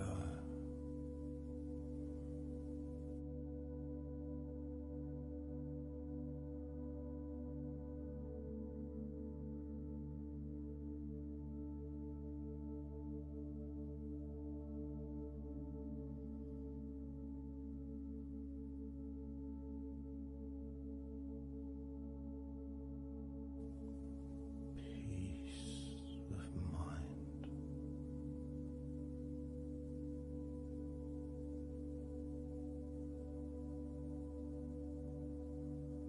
Relaxed body.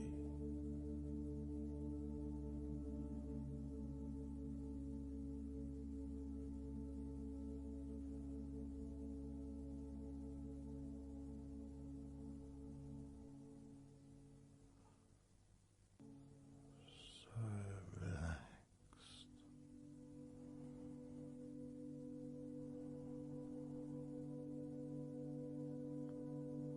So relaxed.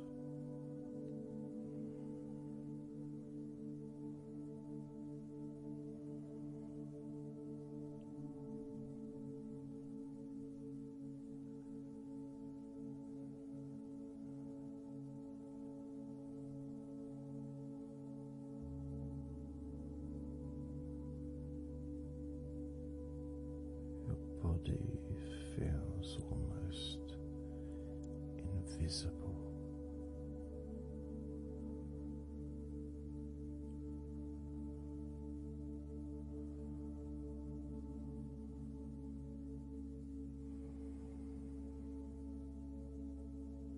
So very relaxed and peaceful.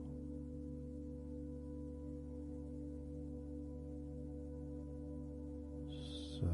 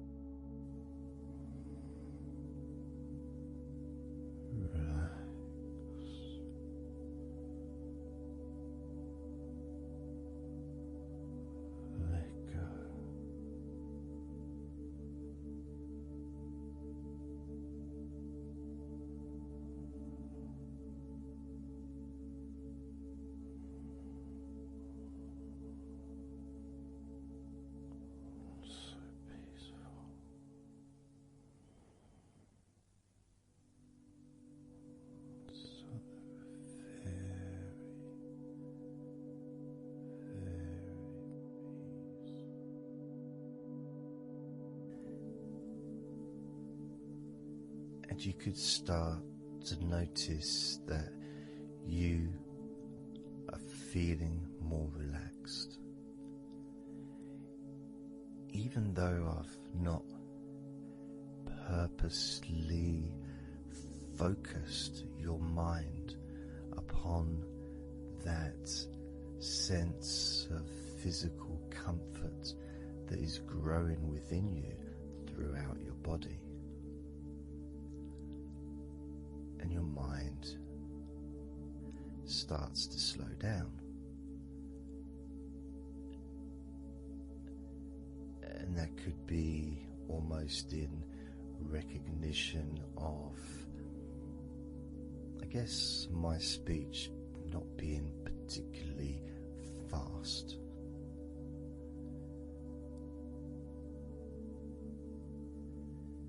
And things just generally feel calmer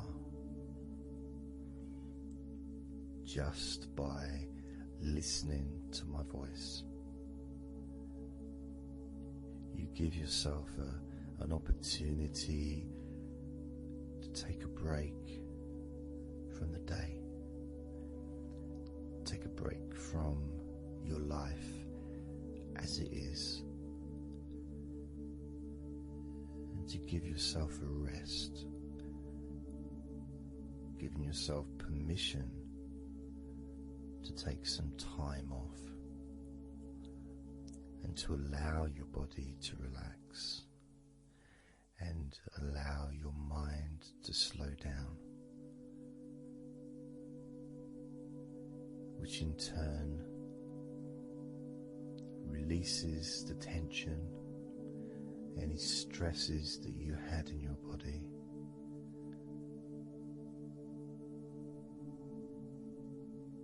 It's almost as if the parts of your body just open up, allowing the negativity out.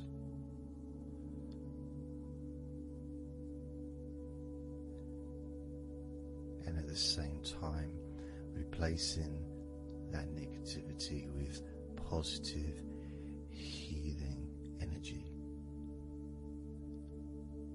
which then fills your body up, and your mind too also starts to appreciate those feelings of increasing confidence and an almost uplifting feeling, positive healing, an energy that spreads through your body like a wave of comfort. And all this comes from just allowing yourself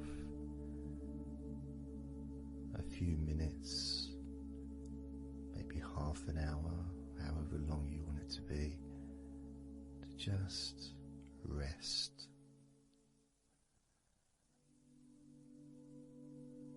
And allow your mind and your body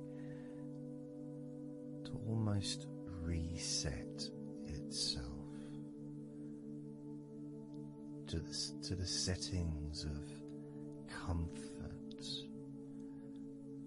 and relaxation, calmness, which allows more room for feelings of pleasure and happiness to move around your body and into your mind, almost as if your mind and your body are sinking together,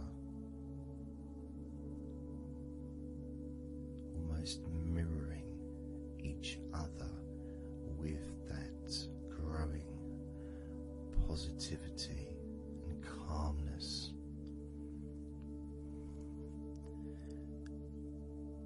feels nice. It really does feel nice to know that you are the one that has allowed yourself to feel more comfort and to experience more of this deep relaxation spreading throughout your body.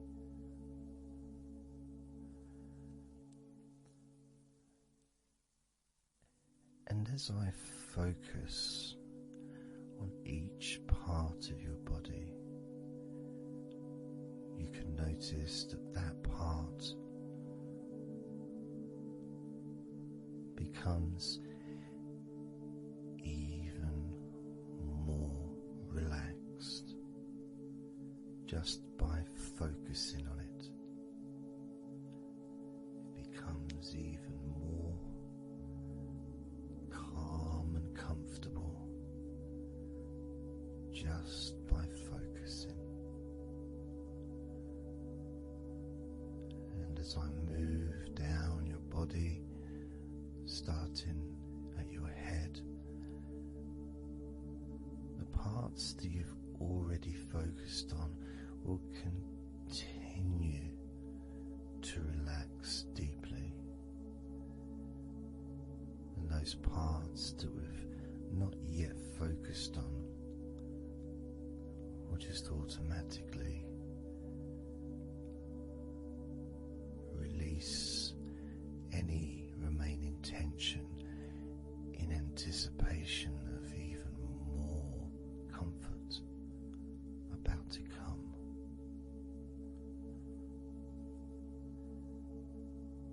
Now, I'm going to start by focusing on your forehead, just being aware of the feelings of your forehead. Background sounds like Mr. Herbert the Pigeon can just allow you to feel even more relaxed. It just means you're in the moment. This isn't a sterile environment. This is the world. I live in the countryside, so there's lots of nature sounds around.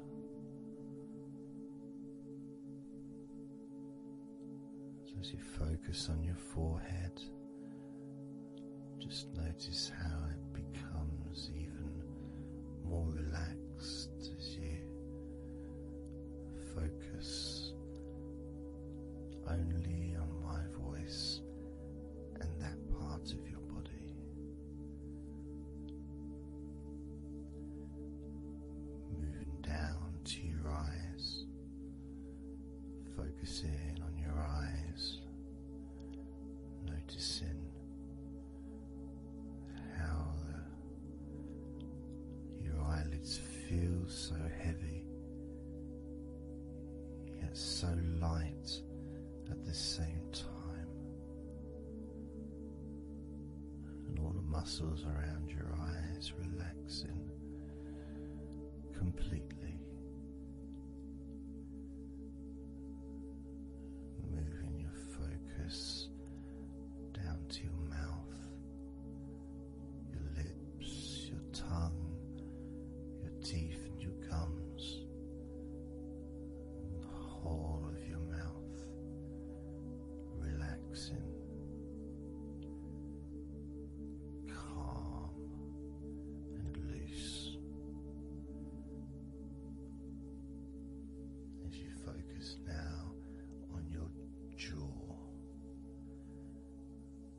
not just the part of your jaw near your mouth, your chin, but all the way up the sides of your face to your ears, that whole of your jaw, feeling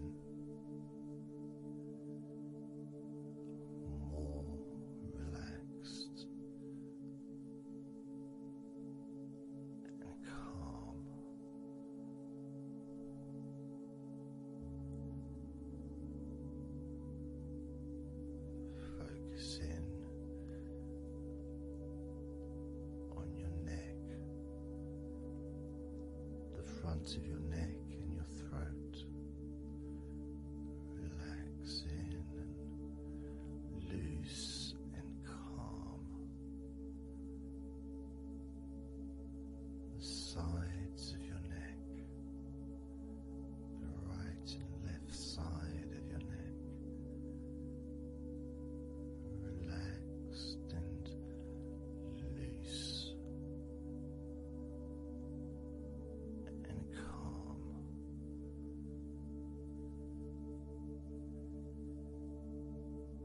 And now the back of your neck, focusing on the back of your neck,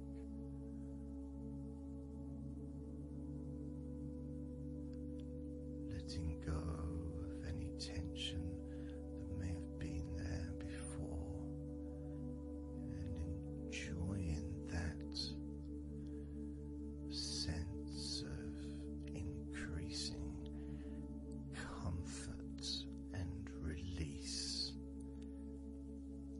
that you can experience in the back of your neck.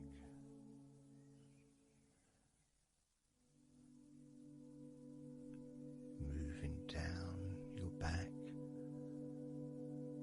and moving either side of your spine, right from the top of your back all the way down to the bottom of your back.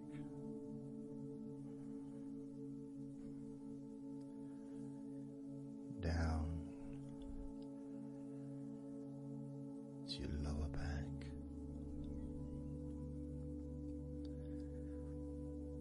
As you move up and down your spine, you can feel the muscles either side of your spine relaxing even more.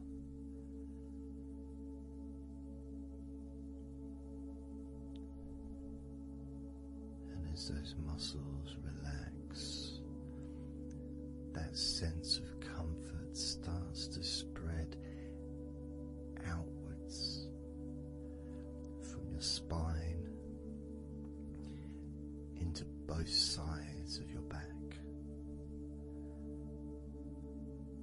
The top of your back, the middle and your lower back. And as you scan gently and slowly up and down your back, as the muscles in the top of your back relax and become looser, the muscles in the middle of your back also seem to just almost divide from each other, separating and almost melting.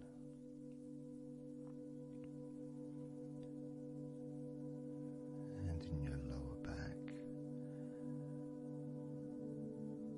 there seems to be an extra special feeling of comfort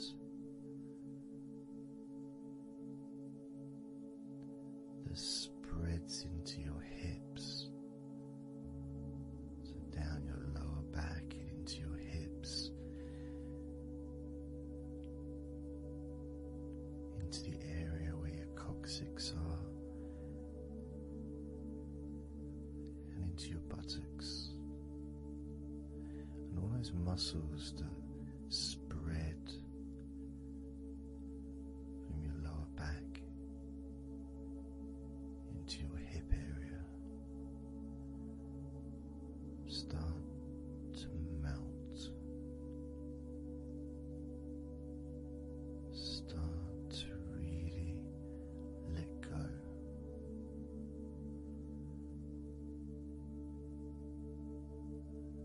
And even though we're about to focus on your shoulders, your back and your spine will continue to let go.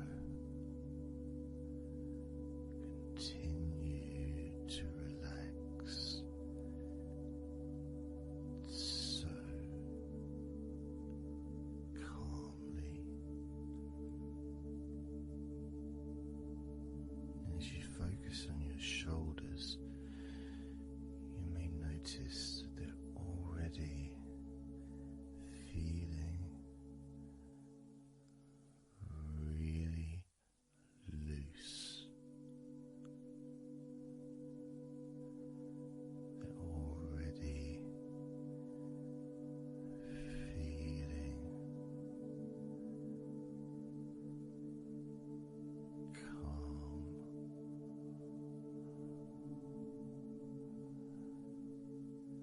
And that feeling of those muscles that move from your neck into your shoulders.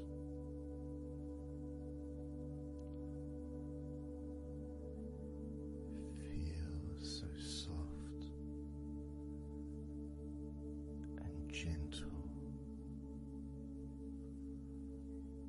so smooth.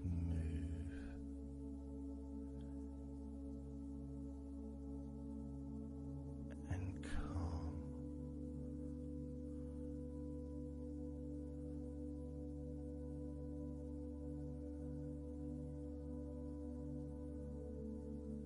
And the feeling in your shoulders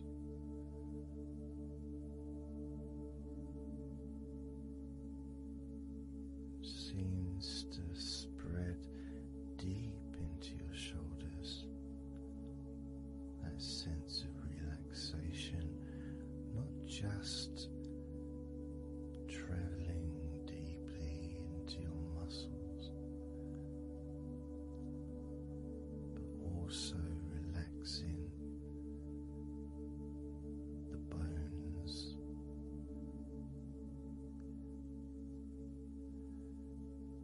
and moving all the way to underneath your arms, relaxing that whole area between the tops of your shoulders and underneath your arms, healing.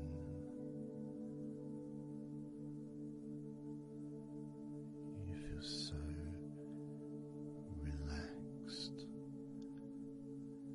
and comfortable in your shoulders, which sends that deep healing message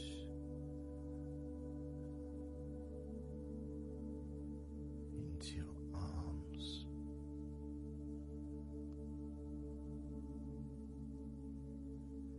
And you may feel almost as if your arms are not even there because they're so relaxed, so deeply relaxed.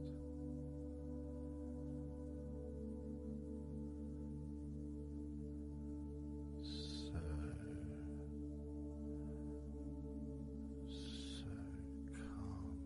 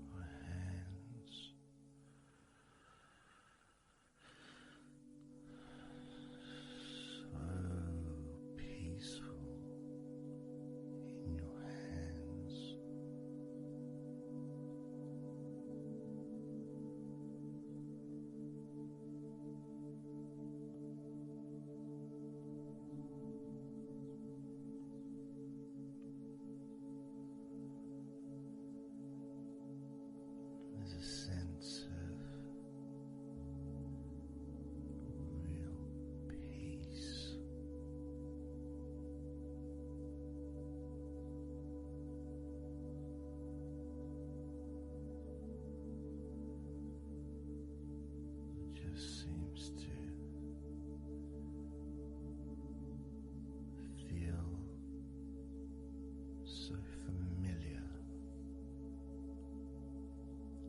when your hands relax deeply.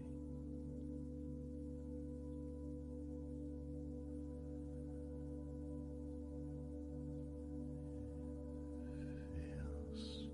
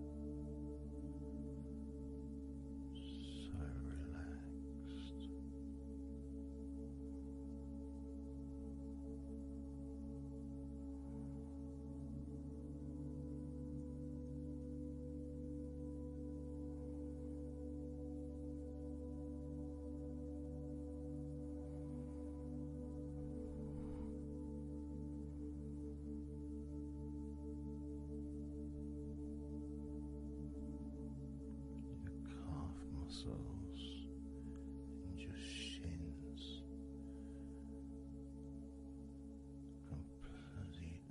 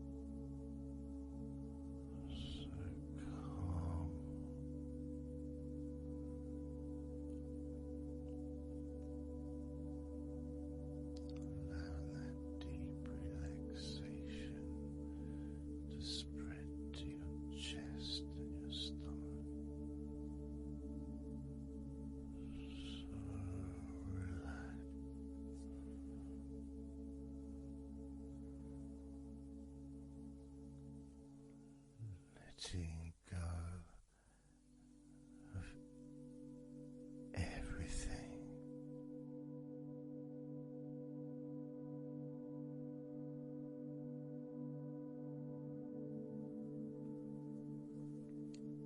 So I'm going to start counting down now from 20 down to 1.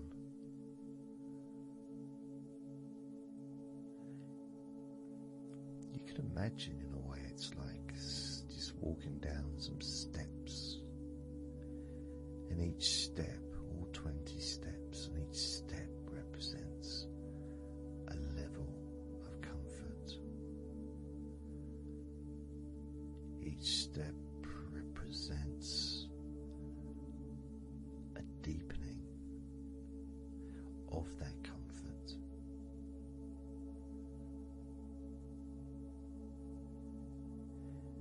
And the further you walk down those steps, the deeper and more relaxed you feel.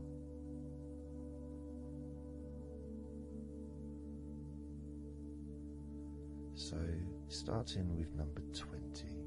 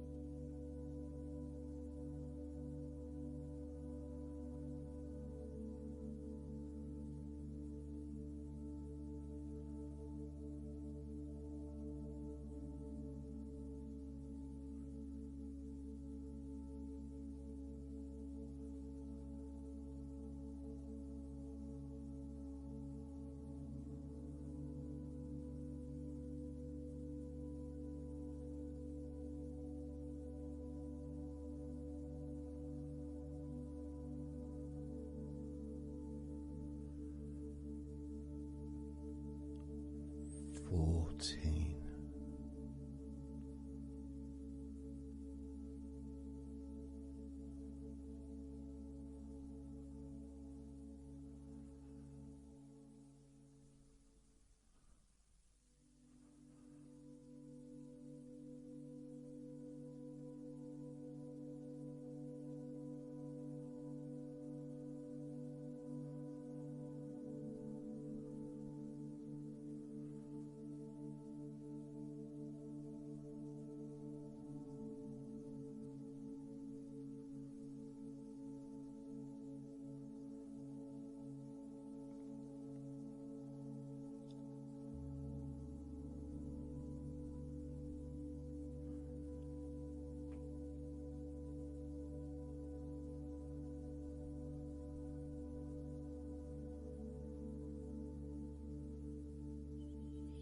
13.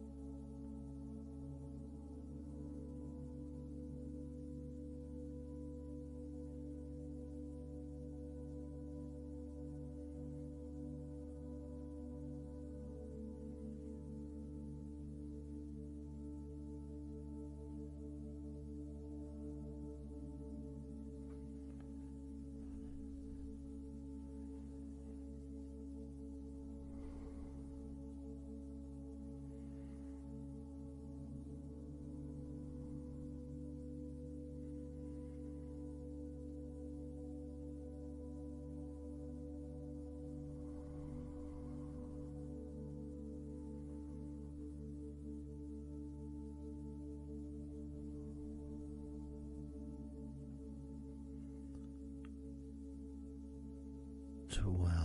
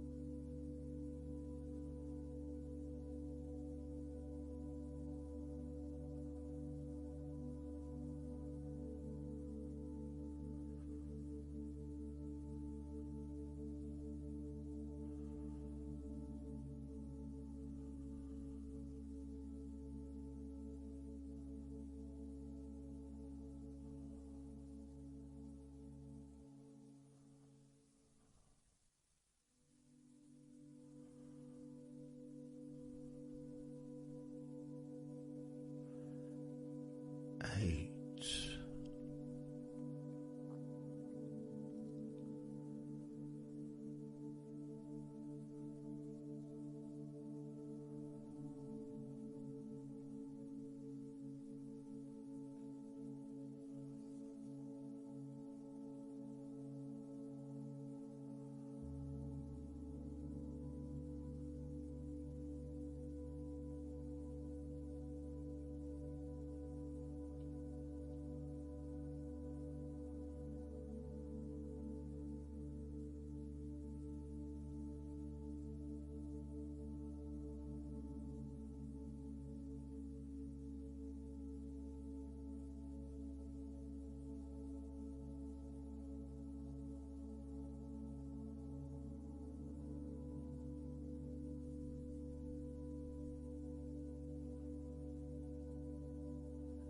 7. 6.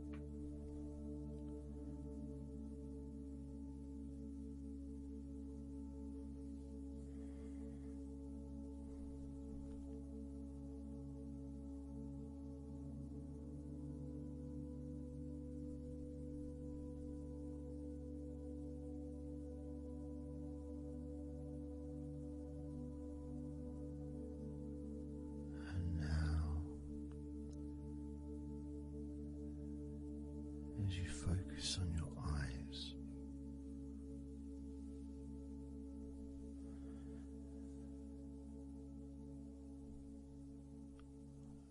we're going to count down from 10 down to 1.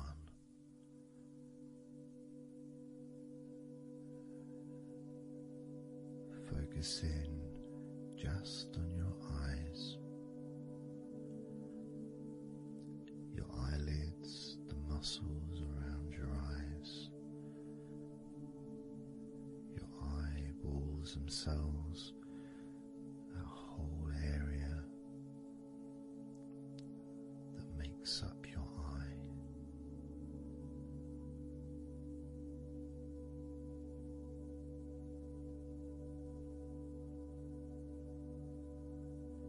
And as we count down from 10 down to 1, whilst focusing on your eyes,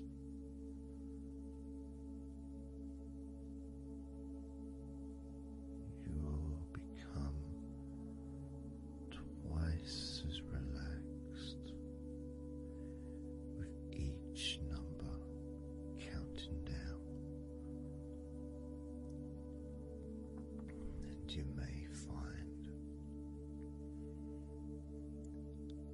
that all you want to do is just drift off to sleep. And if that's what you want, then just allow yourself to do that.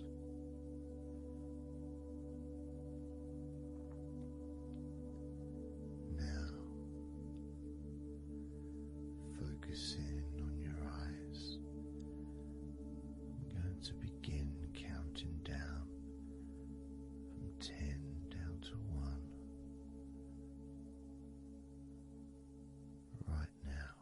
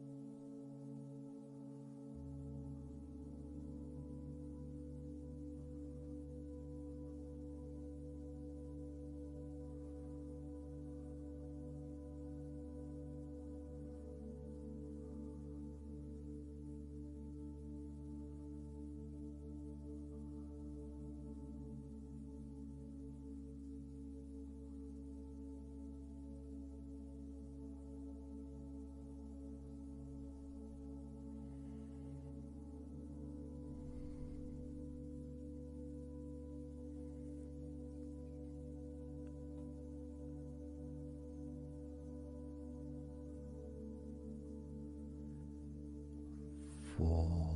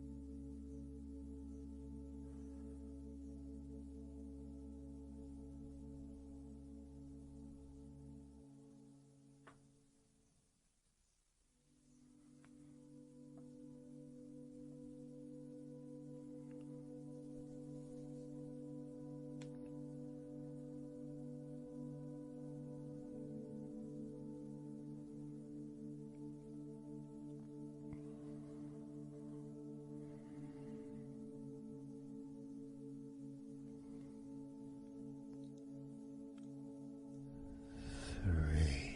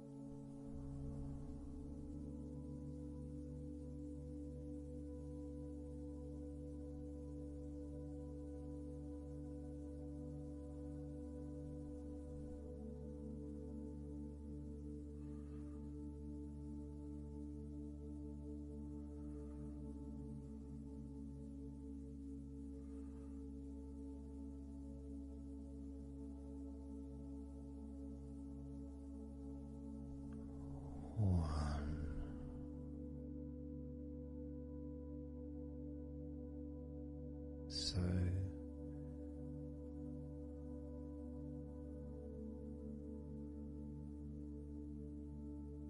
counting down from 10 to 1. 10, 9, 8, 7, 6, 5, 4, 3, 2, 1.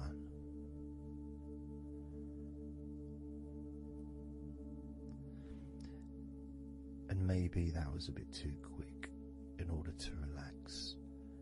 Maybe it's a bit too fast for you to notice the calming of your body.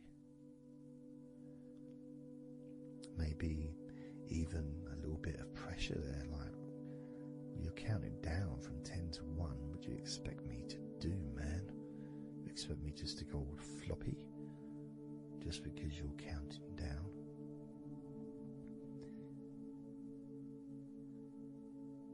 We could try again, but this time I'll go a bit slower. This time, as you focus on the whole of your body before we focus on your legs.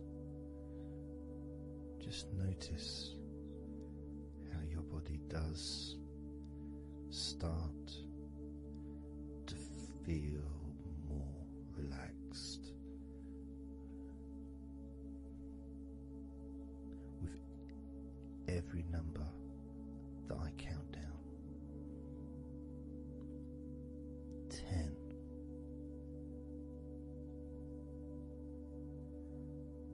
9.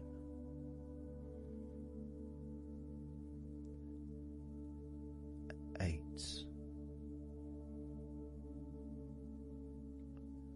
7.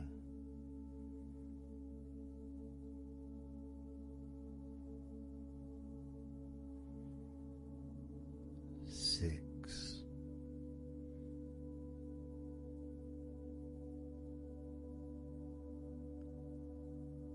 5.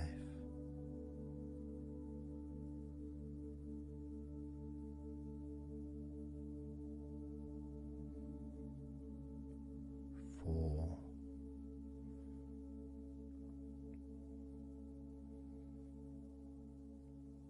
3.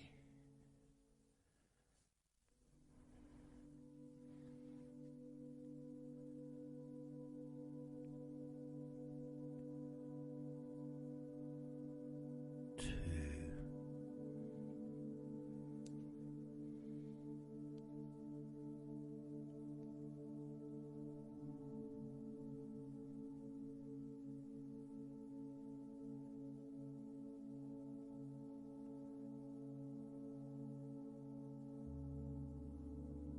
1.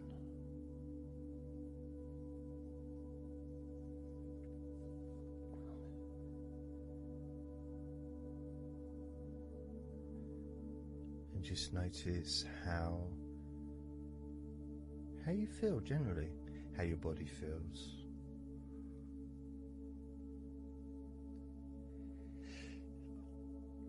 It's not necessarily even about counting down from 10 to 1. It's that space that you have, that space between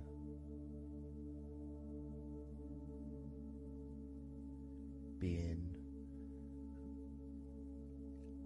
active physically or mentally to just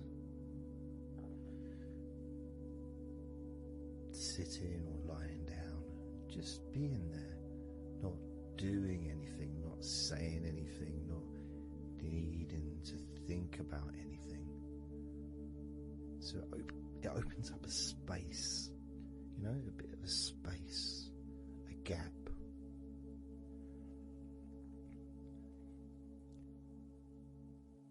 And the more I count down from 10 to 1, the bigger that gap becomes. So there's that gap of calmness, of comfort, relaxation.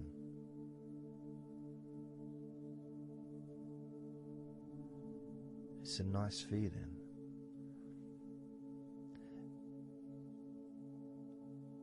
And it moves those stresses or discomforts physically or emotionally, moves them away.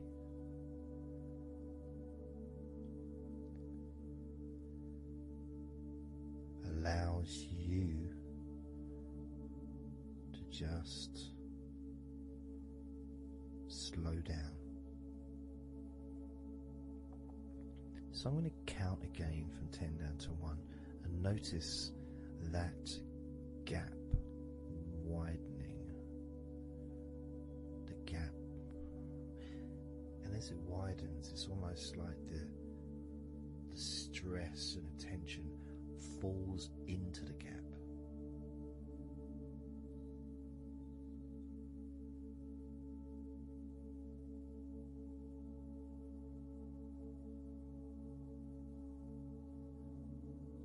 And gives you that distance, that space.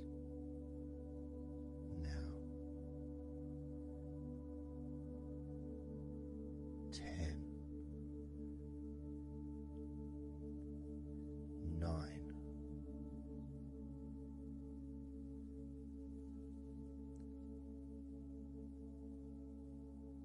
8,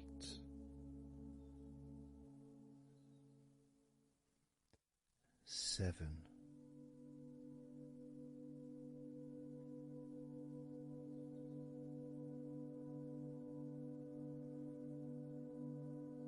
6,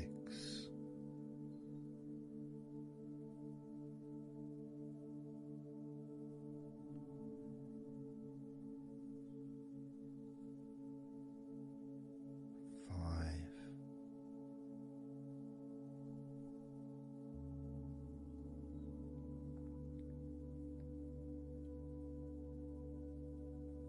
4,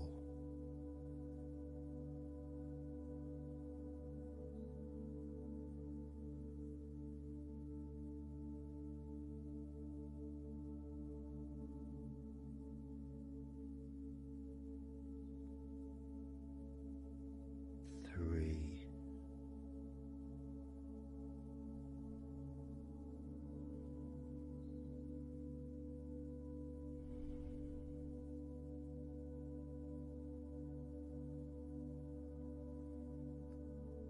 2,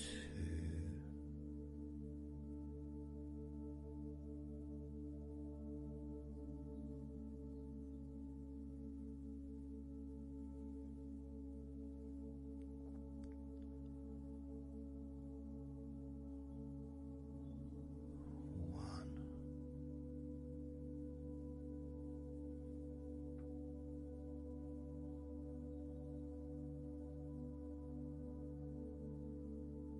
And how does your body feel now?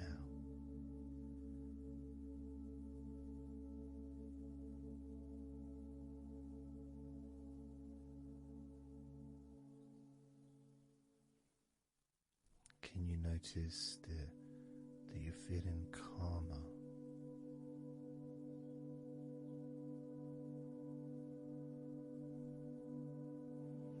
That you're feeling more relaxed?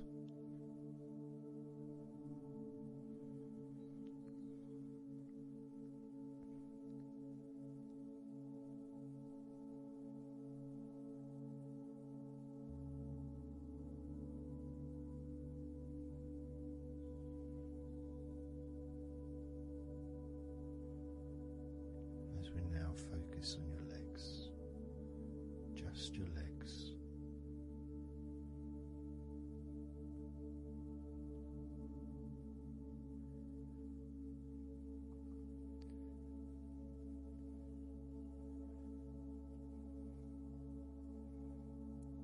We're just going to start with focusing on your thighs.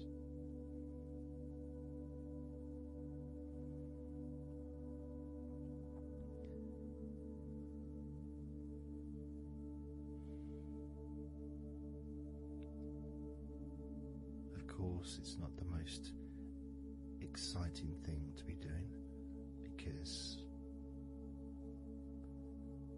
I'm sure, like most of your body, there's not a lot going on right now.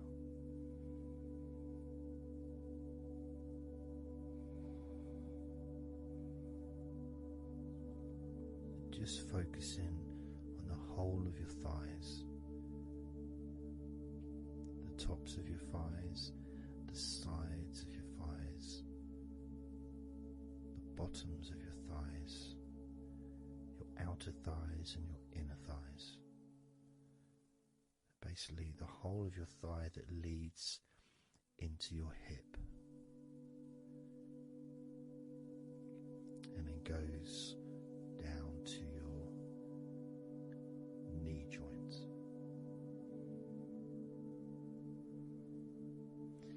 Now this is a big area. It's a very heavy area. It's very strong.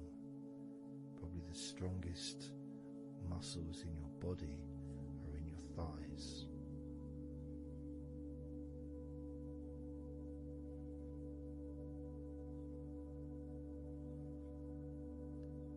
But I don't think we perhaps give enough attention to our thighs.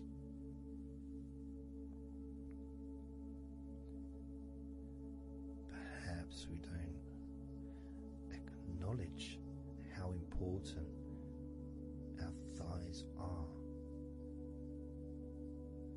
to our lives.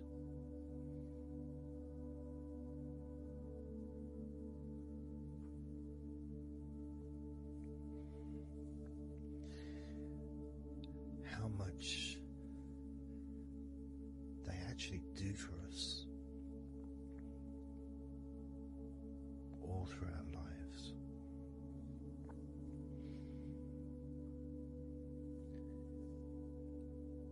And it may sound really weird, but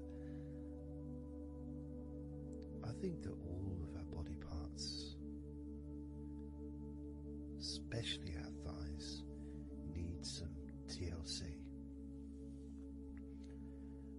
A bit of love shown, a bit of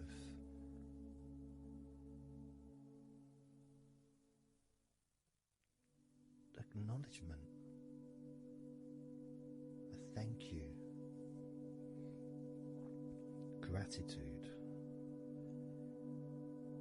for what our thighs do for us.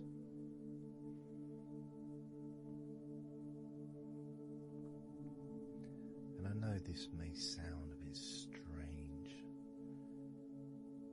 Maybe you think, why am I? Surely I should be out in the garden hugging a tree or something. Well, it's hard to set a microphone up on a tree. That's why I'm doing this indoors, otherwise I would be outside hugging a tree. No, I can't see the television from the tree.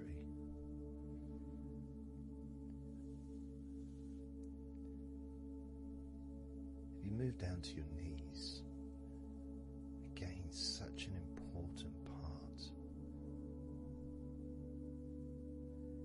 And I think we don't necessarily, I'll speak for myself here,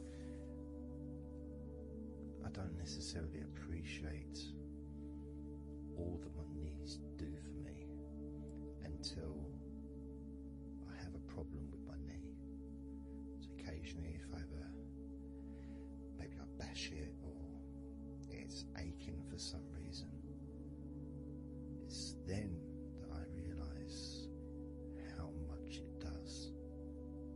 You know, the benefit of being able to use my legs without any kind of physical discomfort is a beautiful thing that's possibly not appreciated until it's temporarily removed, you know, that comfort.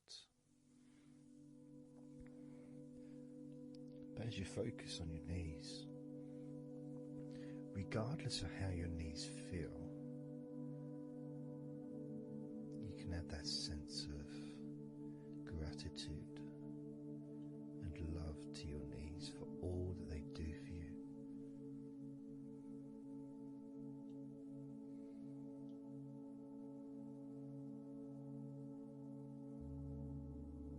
And you can still have that attention on your thighs and maybe notice how your thighs feel. Maybe you've noticed that they are relaxing more deeply.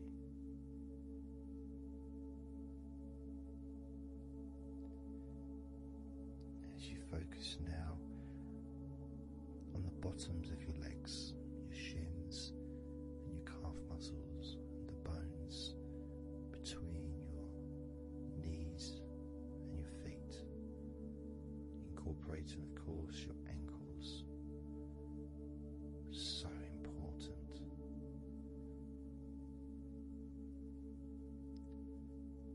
Anyone who's had even like the slightest sprain of an ankle knows how much we take our ankles for granted.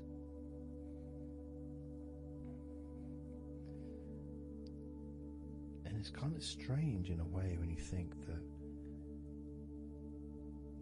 logically our wrists are a lot thinner than the rest of our arms, which is okay, can't see any problem with that because we're just picking stuff up. But our ankles are so much thinner than the rest of our legs.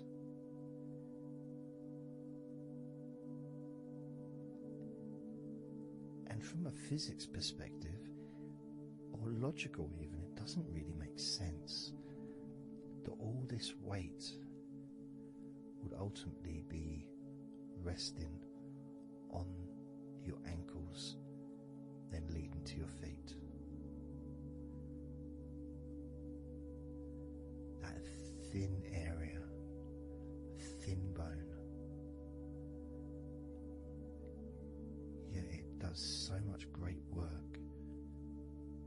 Supports us, supports our body for a lifetime. Helps us to balance, helps you to get around and be mobile.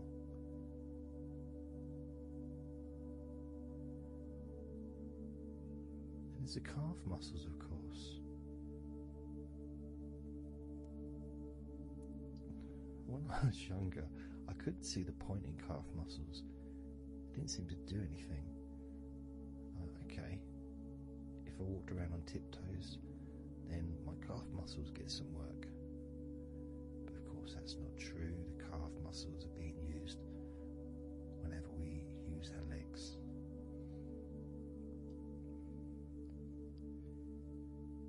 And your shins, there to protect your lower legs, shaped in a way almost as a protector for the bone.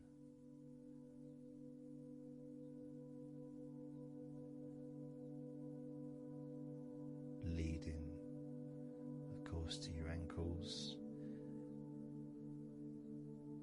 and your feet.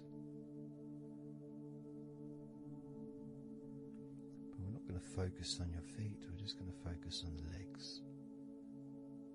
I realise that now that I've mentioned your feet, you're probably focusing on them anyway, so maybe I should focus on your feet a little bit. You can have them in your awareness, the same as you have your thighs in your awareness, even though we haven't been focusing on your thighs for a few minutes. Focusing on your ankles,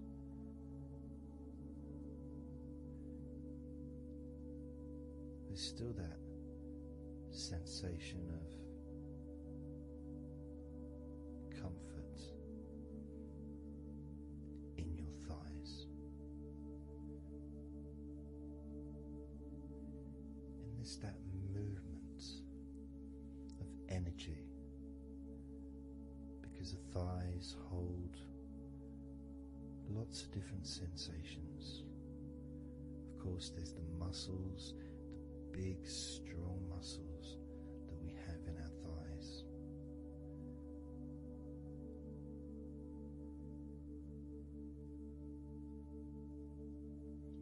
But the skin on the outside of the thighs, as in the outside of all of our body, can be very sensitive.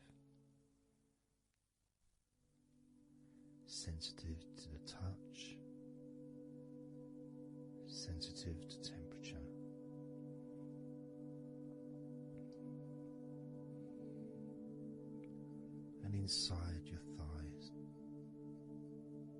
The bones, there's the muscle, there's the blood vessels, the arteries. So all this stuff, it's inside your thighs. And I guess sometimes it'd be nice if you could actually put your fingers inside your thighs and massage. So you can massage on the outside, of course, but to be able to get deep into the muscles and to be able to just massage inside your thighs, massaging the bones of your leg, massaging all the veins and just gently healing your thighs. And you could move down, massaging inside your knees, just massaging those bones, but with healing fingertips, spreading that healing energy deep into the joints of your knees.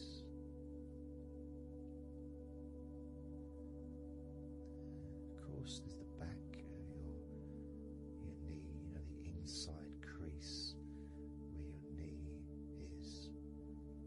It's a very sensitive area. It feels very nice when you stroke it. That might be because it's an area that's not really touched very often. It's almost like a hidden part, that crease in your legs. It's almost like a part that has a sensitivity which is a little bit different.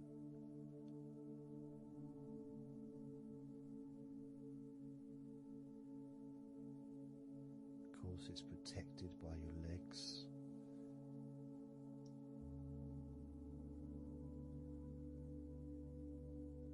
So you can imagine putting your fingers into that crease in your legs.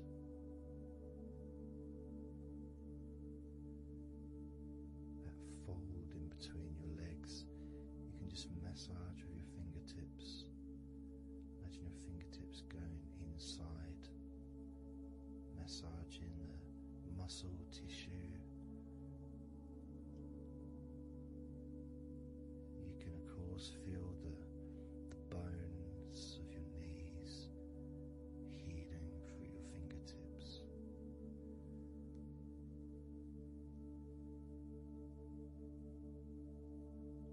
And then as you go down to your calf muscles, now that's a part I'd like to be able to really put my fingertips deep inside my calf muscles, massaging every single tissue of that muscle, healing every part.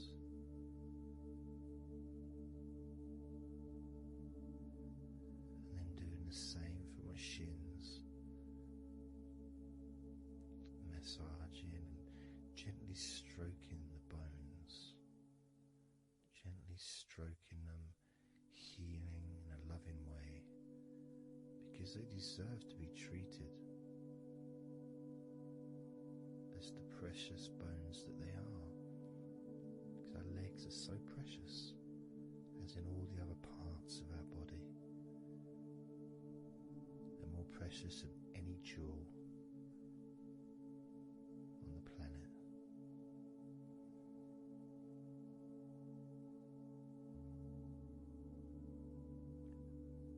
And when you start to think about your legs in this way, it can change your perspective. It might sound a bit silly to start with, the idea of having love for your legs, showing appreciation for your thighs, wanting to be able to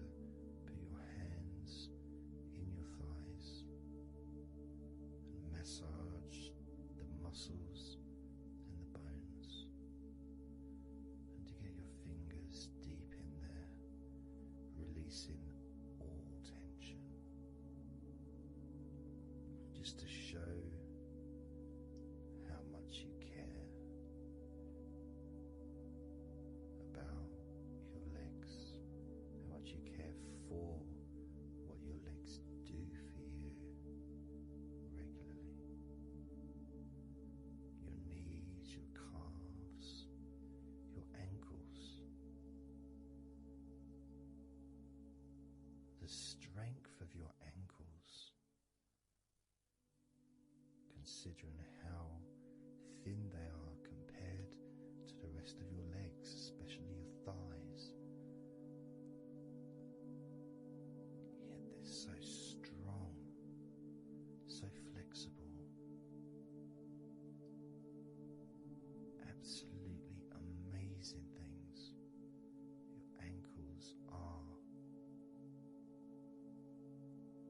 truly a gift because of what they do for you.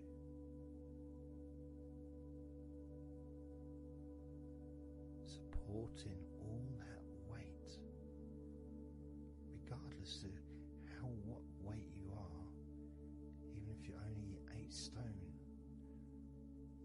it's still a lot of weight for these little ankles. Now I'm a lot heavier than 8 stone, double that. Yet my ankles support my body all the time. Although they do give off a sigh of relief when I sit down. As in fact my whole legs do. My feet also go whew. My toes clap. They're so happy.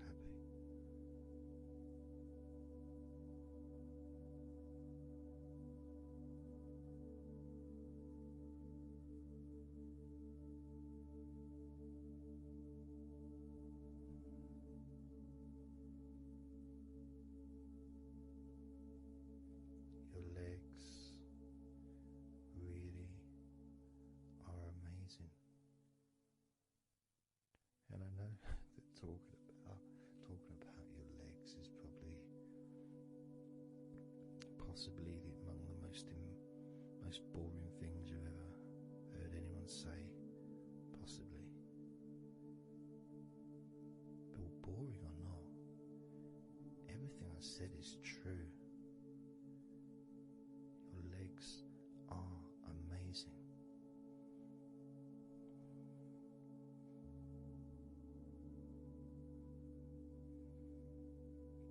Your legs deserve not just respect,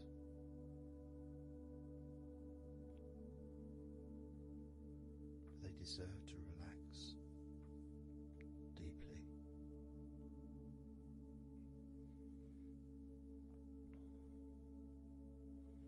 They deserve to take some time out of the day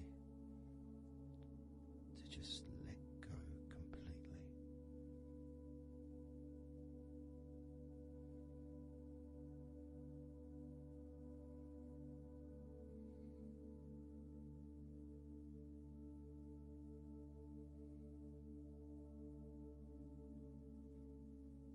Your legs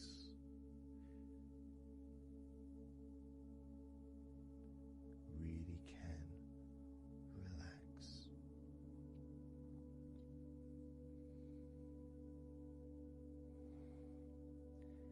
And because the legs are such a very important part of your body, when you relax your legs, the rest of your body also naturally follows in that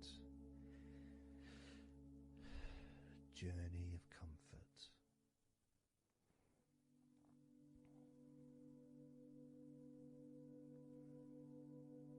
I can feel it in my hips. My hips feel really loose. also my lower back as well. My lower back really feels stretched, even though I'm just sitting in a chair and there's no stretching as far as I'm aware that I'm doing. But it's almost as if the muscles are just relaxed so much that there is a natural stretch as the tension has reduced a lot.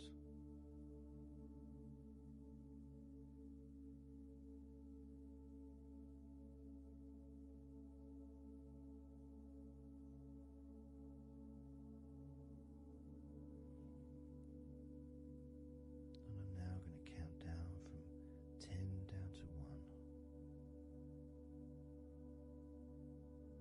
And you can continue to feel wonderfully relaxed. 10,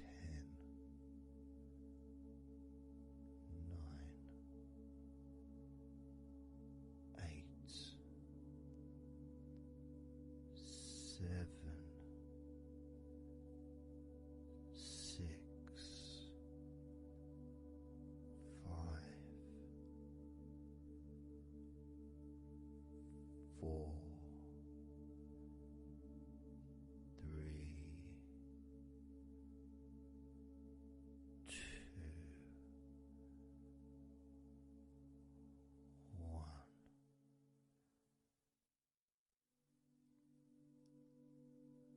Relax.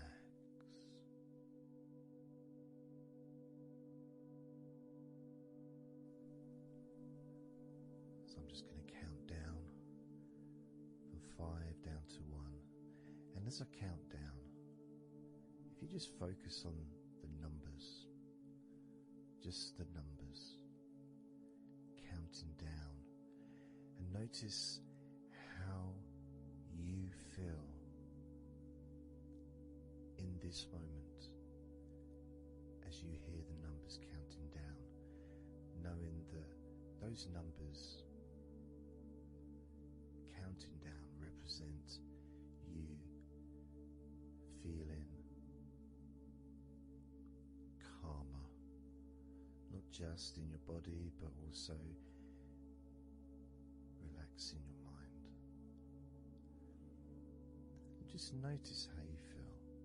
There's nothing to do, there's nothing to say, there's nothing to think about. Starting with number 5.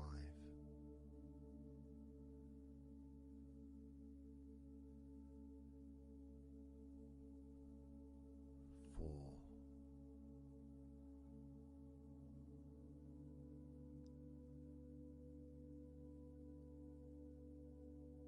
3.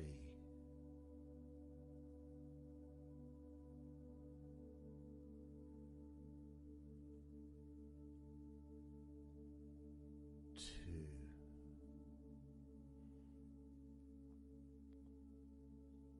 1.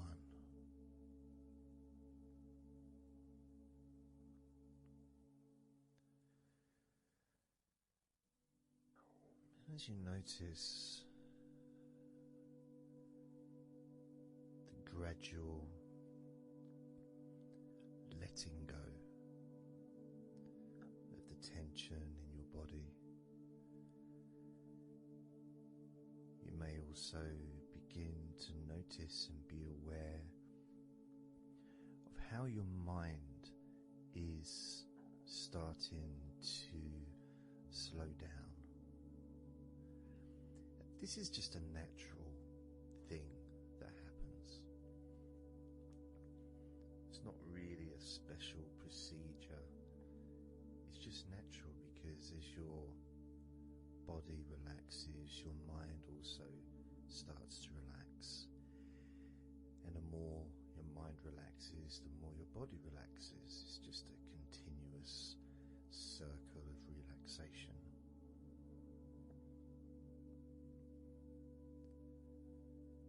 And there's that calmness that comes from relative quietness, even if there's background sounds, either your side or mine, it's still going to be quite calm. You haven't got the television on, there's no music in the background unless you're listening to the recording with music, of course. You're very likely not going to be sitting in a room with other people. Of course you might be, but generally it's more ideal if you can do this on your own. So, no distractions.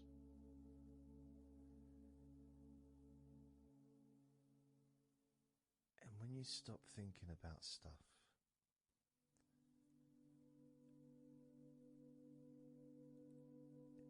relaxation automatically rises.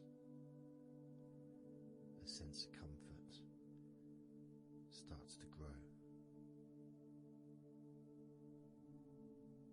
And without trying to build it up into something fantastical or something magical, this is just a natural process, something that's easy to accomplish. In fact, it's almost, the sense of relaxing completely happens really when you put no effort into it. It's not something that you can really force. It's something that happens naturally, and part of the process of this recording and others is simply to allow you to take advantage of this space, this time, to just let go, to just be here, to be in tune with how you feel.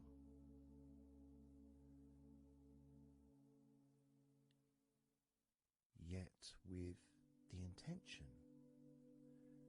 of wanting to relax deeply,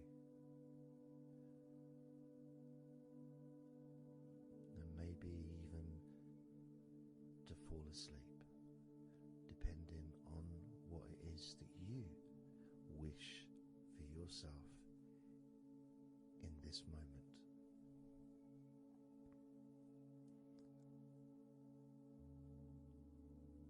As we know, relaxing is